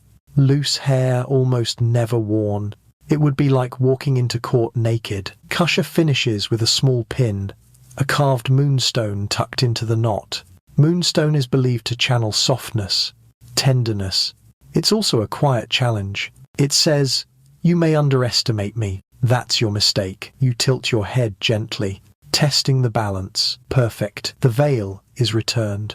Now, with care not to crush the hair beneath, it floats down, light as fog, and settles over your shoulders like a promise. You glance once toward the astrologer. She does not bow. She does not smile. She simply watches you for one breath longer than feels comfortable, and then she turns away. You step out of the chamber. You know now what you must project. Venus is awake, so you must be graceful, measured, deceptively soft, and still dangerous. The veil may shadow your face, but your hair tells those who know you've read the stars, and you've made your choice. Your hair, now braided to match the rhythm of Venus, is hidden beneath silk, yet speaks all the same. Every part of you has been arranged to suggest intention without words.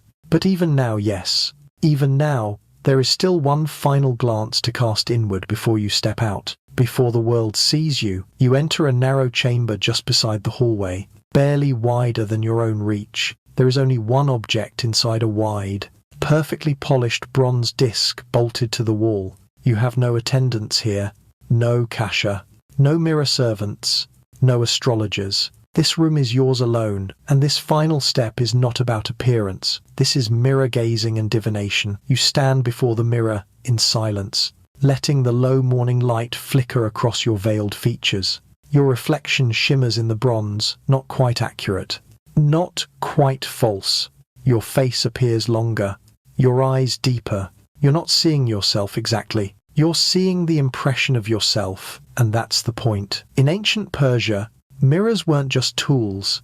They were gateways, portals into self-awareness, perhaps even prophecy.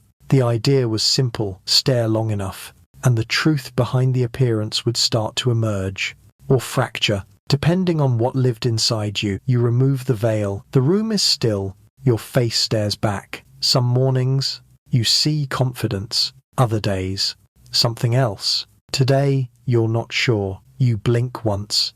Slowly, a memory rises. Your sister once said the mirror knows when you're lying to yourself, that it reflects what you fear others see, not what they actually do. You were 14. She was 17. She laughed when she said it. You haven't forgotten. Historians still debate the divinatory role of mirrors in ancient courts. Some argue it was pure superstition, a holdover from Mesopotamian rituals. Others believe it was a quiet act of psychological tuning, a way for palace women to internalize their roles, prepare their masks, and face the performance of daily power with practiced stillness. You lean closer, your kohl-lined eyes stare back. So does your mother's cheekbone, your cousin's mouth, a dozen ancestors arranged in your features. You've become something else, an echo of women no longer alive, each one passing down posture and pigment and protocol like sacred relics. You run a single fingertip down your cheek. The powder holds, the rose tint glows. Your lip curls slightly, just enough to see how the expression lands. It lands well, and yet a part of you hesitates, because no matter how many layers you've applied, how many tonics you've swallowed, how perfectly braided your hair may be, none of it will matter if the person you see now walks out uncertain. So you breathe once, deeply, and then, like a quiet priestess beginning a rite, you raise your hand and place it gently against the mirror, just your fingertips.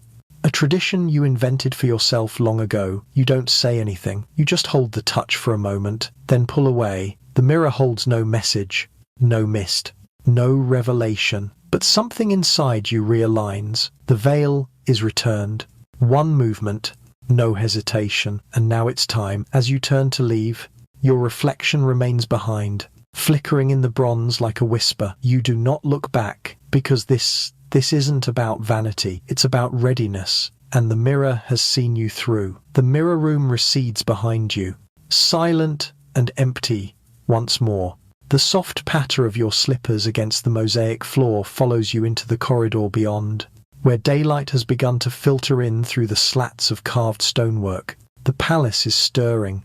Voices rise in distant courtyards, bronze bowls clink in kitchens far away, and you, wrapped in quiet perfume and starlit veils, are walking directly into the unspoken arena, because now it's time for rivalry in Rouge. It starts the moment you enter the outer women's hall. This space is large, sun-drenched, cooled by fountains and shaded by latticed wooden screens.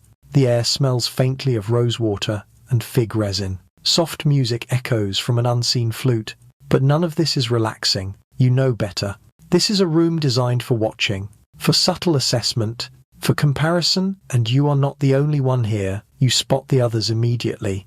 7 other women concubines, princesses, widows of former kings, nieces of governors, all dressed, perfumed, veiled, all performing the same calm posture, all pretending not to notice each other. You take your place by the second fountain, as is your right, not central, not peripheral, perfectly visible to anyone who matters. You sit on a low cushion brought forward by an attendant who says nothing, but adjusts the folds of your robe to allow the embroidery to glint in the sun. Let the viewing begin. From the corner of your eye, you spot Roya, third daughter of the satrap of Lydia. Her face is brushed with an unusually deep rouge today. Too bold for mourning, too flushed for propriety. You wonder what she's trying to say. Perhaps she thinks the king will notice, or the queen mother, or perhaps she's hoping you will, and you do. You smile faintly, just enough to let her know. Another woman, Serene, adjusts her veil too slowly. A shimmer of lapis powder flashes beneath her eyes. Risky. That pigment was last worn during mourning month. To wear it now suggests a kind of melancholy glamour. It might work, it might backfire. This is the real court, not the throne room, not the audiences with governors or generals. This, here, every glance is data, every rouge shade a whisper, every glint of powder an argument for relevance. Historians seldom mention this part of royal life. Too quiet, too private, too soft. But ask any woman who's lived behind these walls, and she'll tell you these morning appearances are wars waged without weapons. You shift your sleeve slightly, allowing the scent sachet at your elbow to breathe out a faint note of mint. 2 heads turn subtly in your direction. You've made your presence known. A platter of pomegranate seeds and pistachios is brought out. You take exactly 3. Always 3.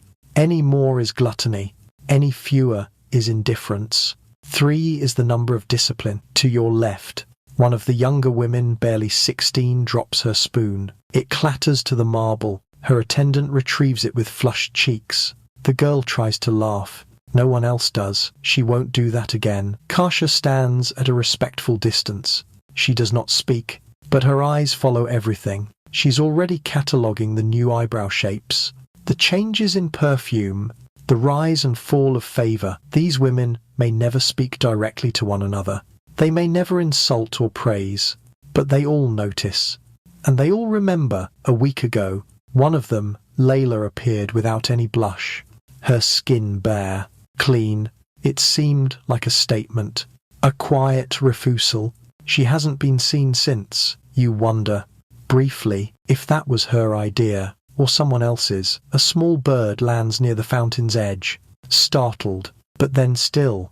You watch it. Roya watches you watching it. You turn your head slightly toward her. Not fully. Just enough for her to know she's been caught. She lowers her eyes. Victory. Temporary. Of course. All victories here are. Tomorrow, someone will wear a richer silk, a rarer scent, a smile that stretches just slightly too wide. But for now, you hold the floor. Your rouge is perfect. Your veil catches the light. Your silence says more than any speech. And every woman here knows this morning. You've won. The moment of victory is brief. You sit beneath the lattice work of sunlight and shadow, your reflection caught in the calm surface of the fountain beside you. Around you, the other women still pretend they're not watching, still sipping sherbet, still adjusting veils, still murmuring to attendants. But something has shifted. You can feel it in the weight of the air.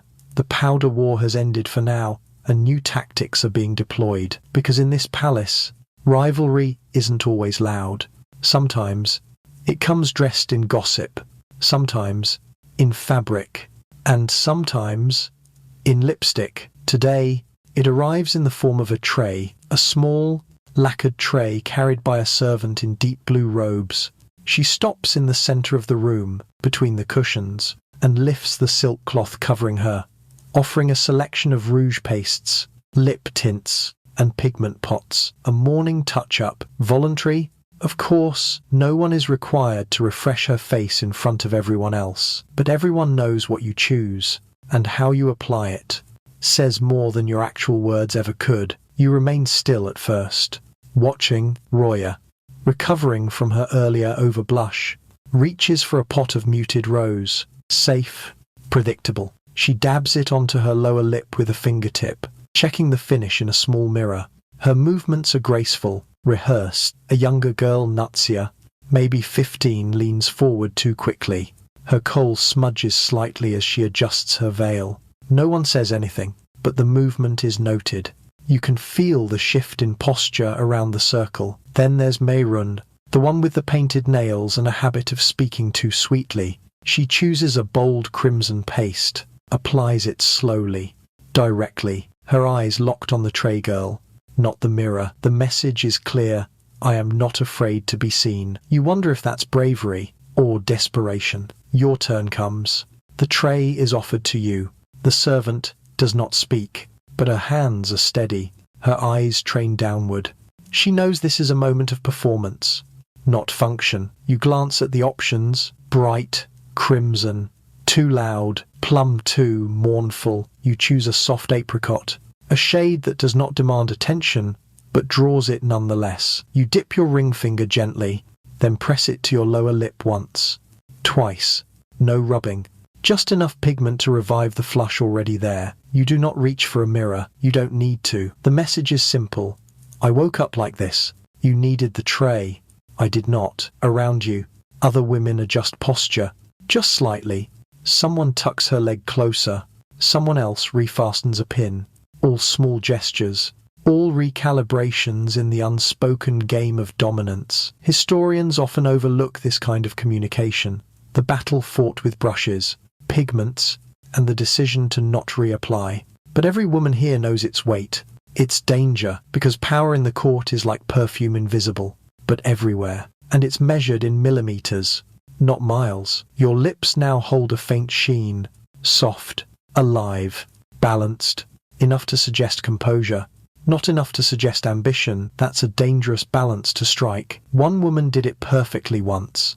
Her name was Elham.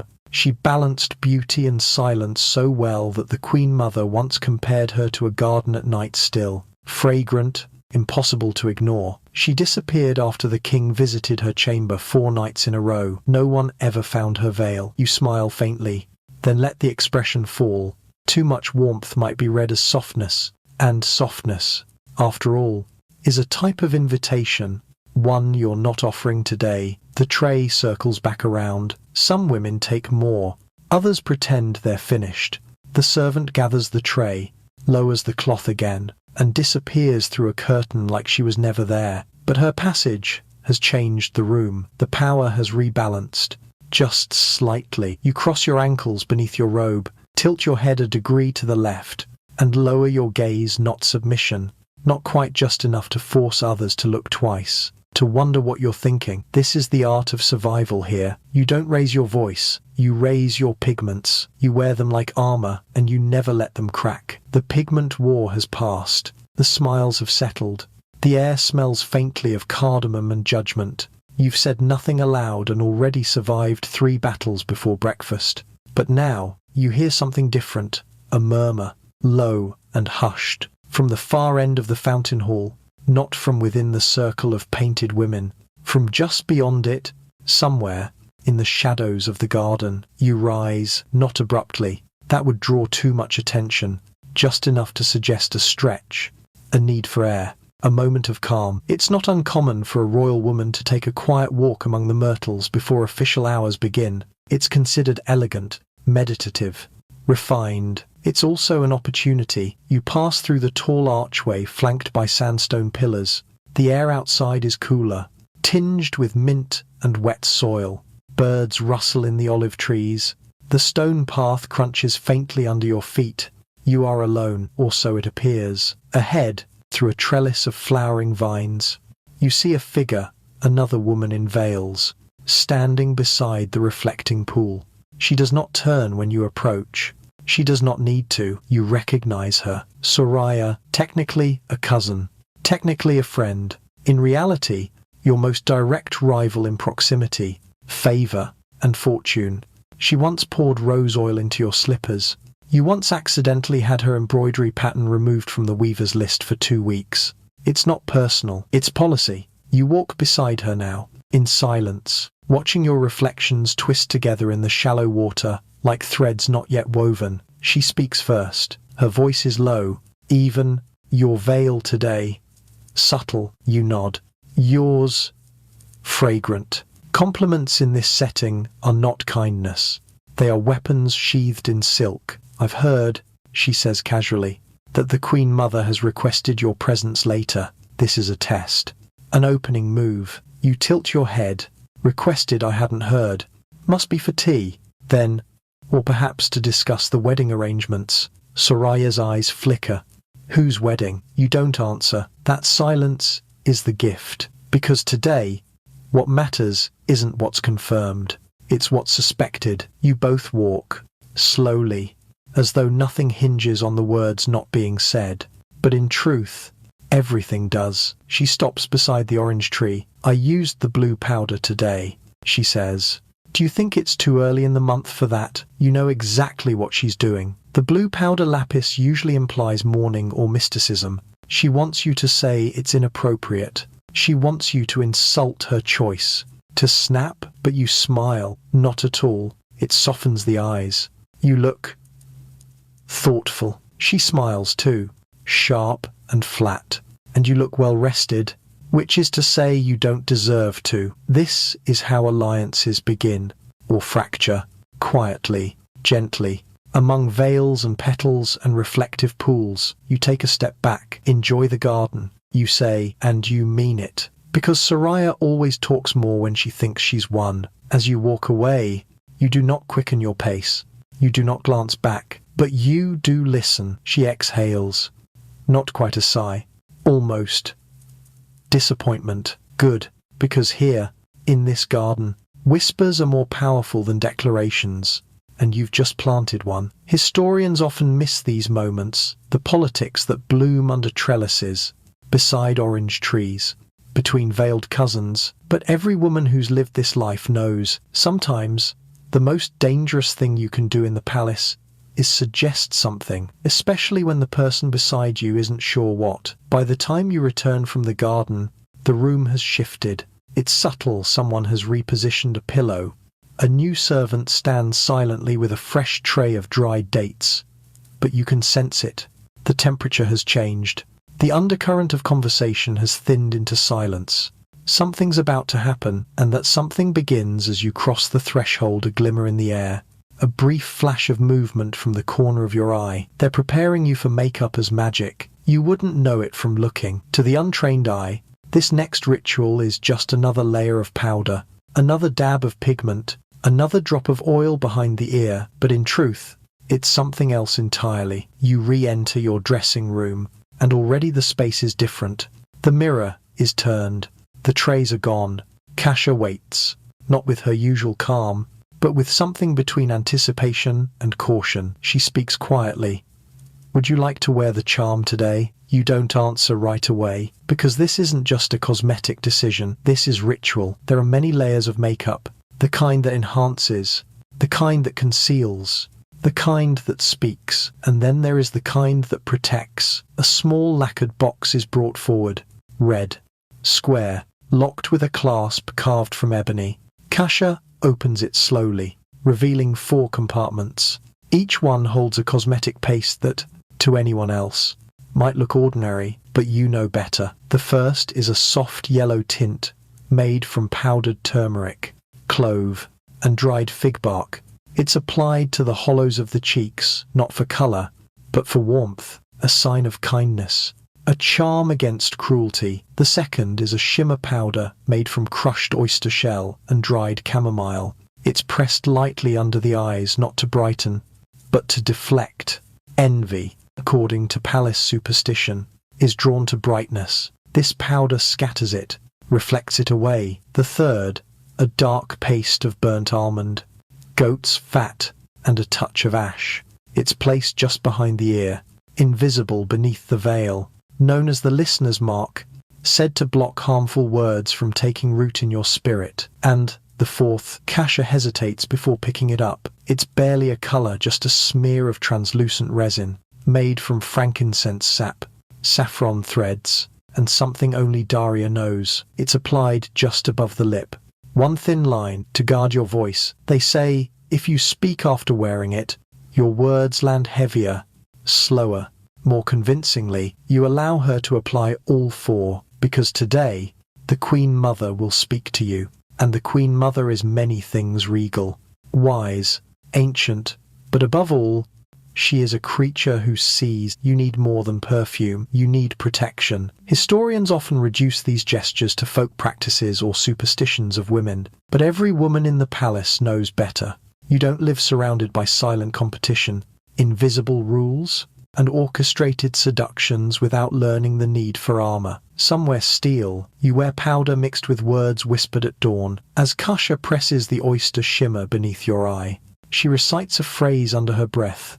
You don't catch all of it, but you know what it means. Something like, let her be watched, not wounded. The ritual is quiet, sacred, the way a priest might dress a statue before placing it in the temple. When it's finished, you feel no different, but you look different, not to the untrained eye, but to anyone who knows what to look for. The glimmer under your eyes, the slight sheen at your jawline, the shadow behind your veil, all messages, all signals, all protections layered into skin. You wonder who first invented these mixtures, who whispered their names into clay pots, who passed the recipes from mother to daughter, from concubine to heir. No one wrote them down, because if they had, men might have tried to claim them. Kasha locks the box again. The scent of clove and fig bark lingers on your skin. You feel nothing. You feel everything. You nod to her once. The veil is returned. The marks are hidden, but their power is not, because in the palace, to be beautiful is not enough. You must also be safe. You walk toward the eastern hall in complete silence. No sandals, no fanfare, just the soft brush of silk against mosaic tiles and the rhythmic swish of your veil as it trails behind you like fog. This wing of the palace is older, older than your father, older than your father's father, maybe even older than the first Achaemenid queen to set foot in Persepolis. Here, the stones don't echo. They absorb. You've been summoned by the Queen Mother, not for punishment, not for praise, just summoned. And in the palace, a summons without a reason is more unsettling than one with. You pass through archways lined with lapis. The guards nod, but say nothing. They never speak here. Not in this corridor. It's known as the Gallery of Queens, and its walls are carved with low-relief images of every royal woman who came before you. Some hold lotus flowers. Some wear diadems, some are veiled. All are staring forward with the same expression, unreadable, patient, permanent. You wonder which of them wore the listener's mark, which of them also coated their lips in frankincense to steady their words, which of them failed, and what happened to those who did. The Queen Mother's chamber is hidden behind the final door, an ancient slab of polished cedar, so perfectly fitted it appears seamless. No handle, no knock. You stop, you wait, then the door opens. Not by magic, but by an unseen hand. You enter. Inside, the air is honey thick with incense, myrrh, mostly, with notes of violet and amber. The light is dim, just one flickering bronze lamp near the far corner where she sits. The Queen Mother. She is a sculpture, not a woman, motionless, draped in black and indigo. Her hair covered, her neck layered in beads, her eyes half-lidded, as if forever tired of watching girls like you walk through that same doorway. You bow, but she does not acknowledge it. Instead, she lifts a hand.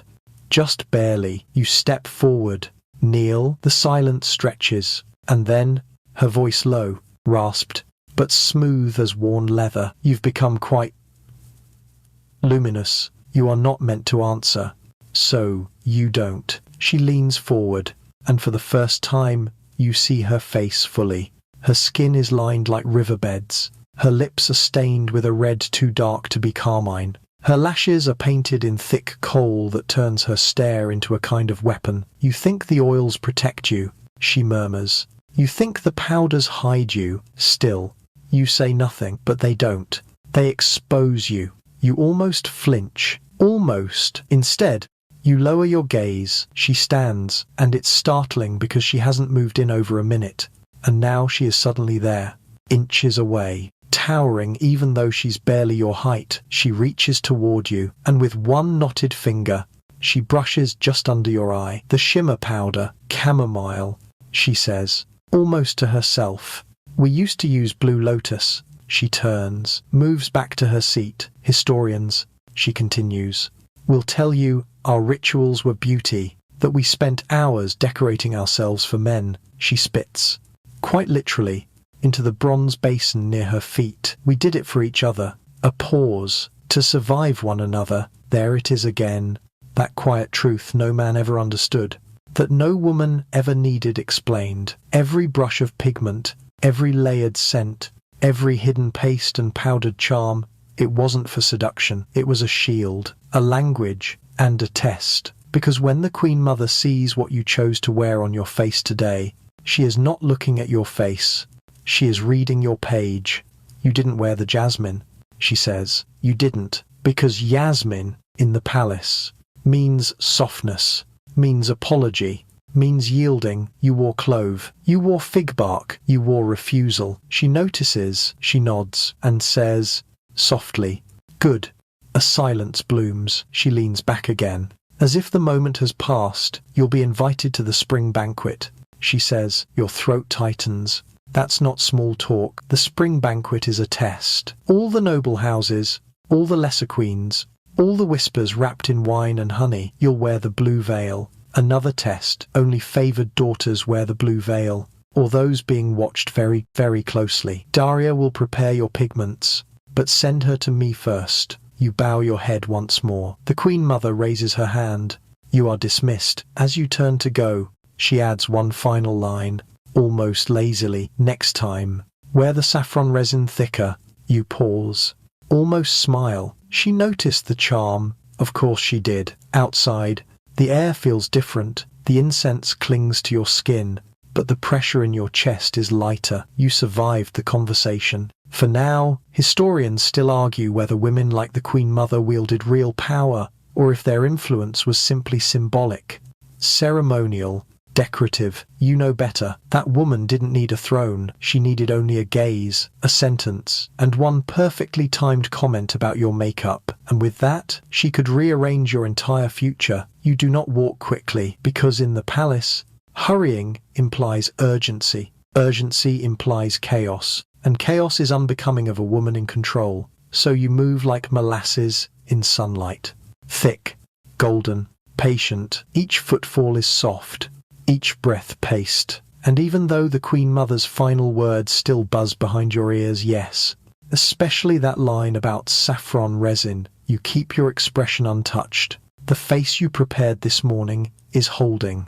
So is the composure behind it. Now, it's time to leave the women's wing, which means passing through the scented hall of thresholds, a narrow corridor designed not for walking, but for transformation. In ancient Persian palaces, this hall wasn't just a hallway, it was a rite, a stretch of sacred space filled with suspended bowls of aromatics, resins, dried petals, crushed barks, and perfumed embers, all constantly refreshed by silent attendants. You approach the first station. A thin stream of styrax smoke coils upward from a brass dish.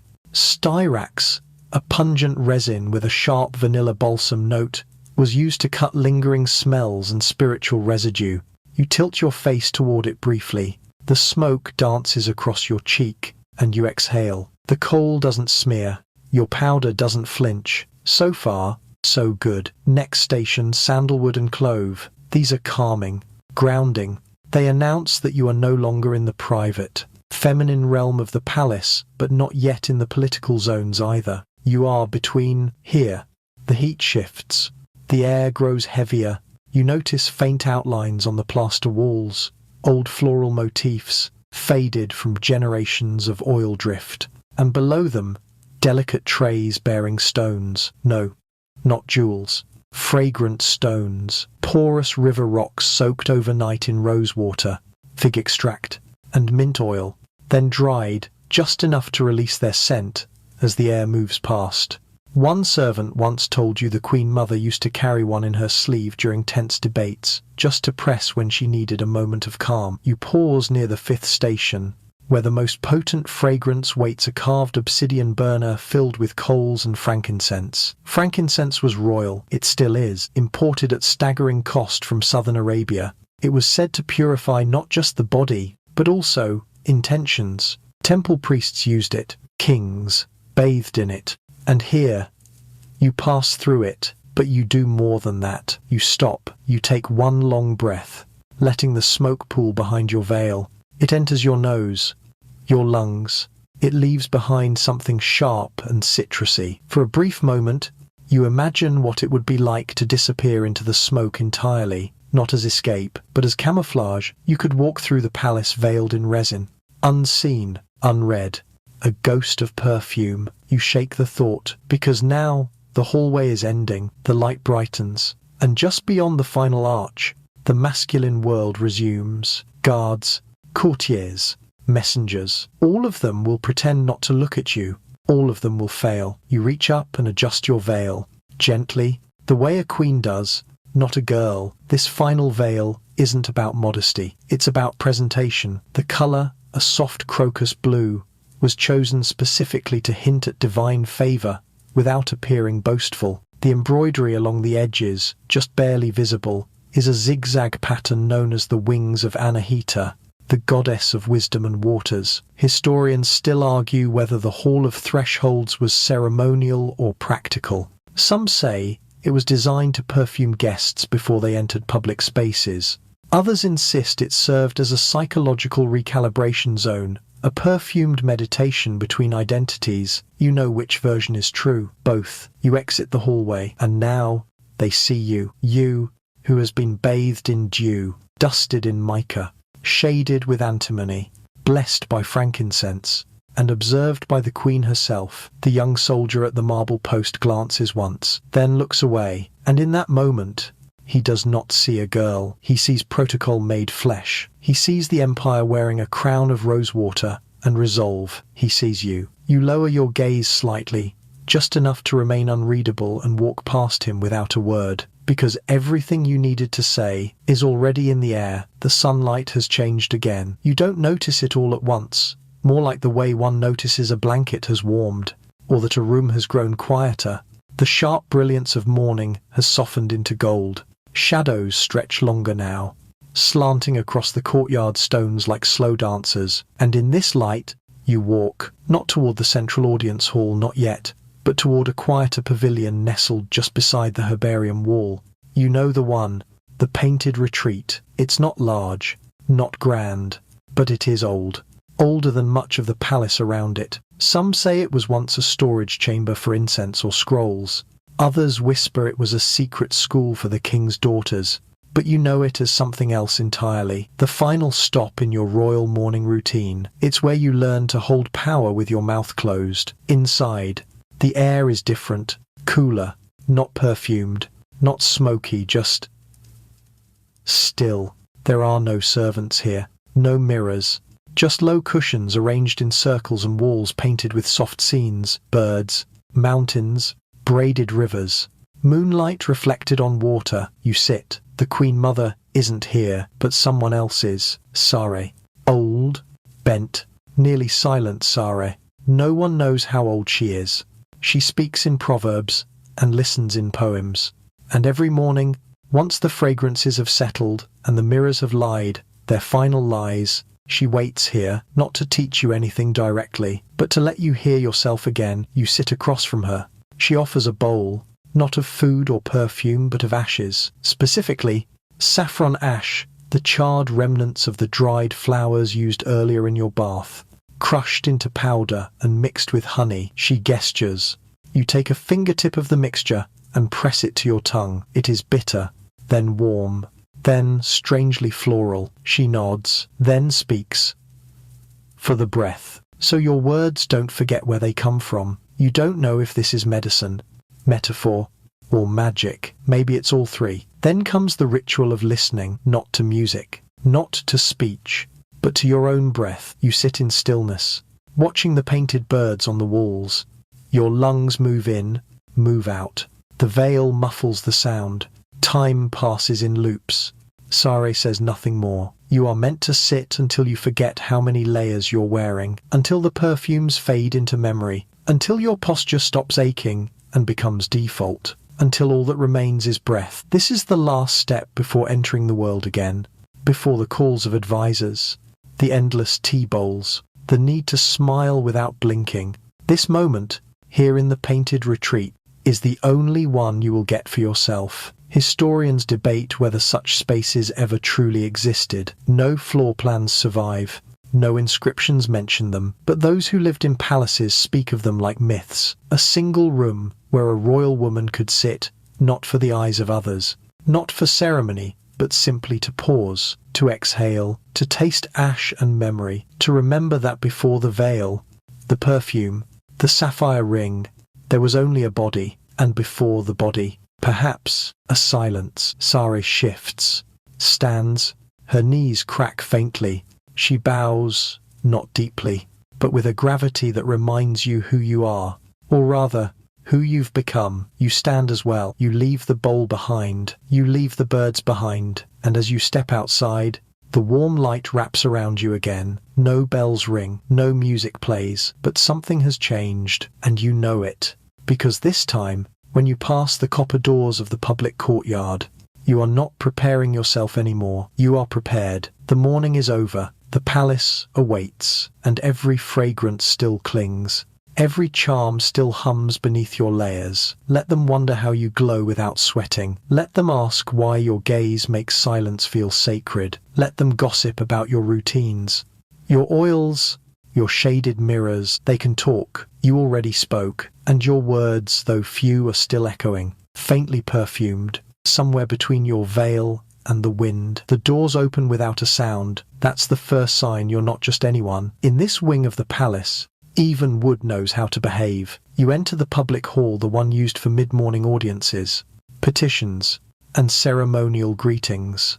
The stone beneath your sandals is veined with lapis, not polished, but powder dulled, so no reflection distracts from the conversation. Every surface has been softened, blurred, aged with deliberateness. Nothing should startle here. Nothing should gleam too brightly, including you. And yet, as you walk the slow path between the painted columns, all eyes lift, just barely, a fraction of a second longer than is proper. Because your entrance is not grand, it is complete. A woman who has passed through all layers of ritual, from rosewater baths to frankincense corridors, from antimony-shadowed lids to the silence of the painted retreat. You are the sum of morning work, invisible to those who only count jewels. To them, you're just ready, polished, quiet, controlled, but you know better. You know that each aspect was an invocation, and now you are the response. You reach the base of the dais, not to sit, not to speak, but to pause. This is where the Queen Mother often receives envoys, where decisions drift in like incense and settle like dust. You're not presiding today, not yet, but you are witnessing. An elderly official begins to speak in that predictable sing-song cadence. Something about barley taxes. You nod, once, not to signal agreement, but to acknowledge the rhythm. This is part of the dance. No decision will be made in this moment. No law rewritten, but your presence matters, because you're not just a woman wearing crushed pearls on her cheeks. You are the one who chooses what not to say. In ancient Persia, royal women didn't always hold power publicly, but privately. In corridors scented with clove and rose, in side conversations beneath painted birds, they moved armies with a whisper. Historians still argue how much real influence they had. Some claim it was ceremonial. Others insist they were the true brokers behind every treaty. You sip pomegranate cordial from a ceramic cup, cooled with drops of snow brought down from the Zagros peaks. It's tart, slightly bitter. You do not wince. Instead, you let the chill settle on your tongue, just enough to wake the senses. Then, you look up, and there, across the chamber, is her, the ambassador's wife, the one with the serpent brooch and too steady smile. She's watching you, not openly, but not avoiding it either. There will be a shared meal later, and before that, a moment in the courtyard, a polite exchange, a hint, a test. You let your gaze linger a heartbeat longer than is polite, then shift, because you've already begun that conversation and you haven't even spoken yet. They say beauty is power, but in this palace, control is power, and control begins each morning. In the mortar bowl, in the carved comb, in the weightless scent that hides behind your ear, in the refusal to blink when the queen scrutinizes your coal, in the way you exhale just slowly enough to seem relaxed. You do not fidget. You do not rush. You do not ask if anyone noticed, because they did. And now, you rise. Not because the meeting has ended, but because your day has truly begun, and with every step you take across the powder-dulled lapis, the echoes follow, not of your sandals, but of each morning ritual you performed, a symphony of quiet beauty, a spell cast with steam, scent, stillness, and silence. The court never saw it, but you live in it, and that, perhaps, is the most royal thing of all. And now, the sun is gentler, the walls grow cooler, the air grows soft. You find yourself back inside your private chambers, not as a queen or a courtier, but simply you.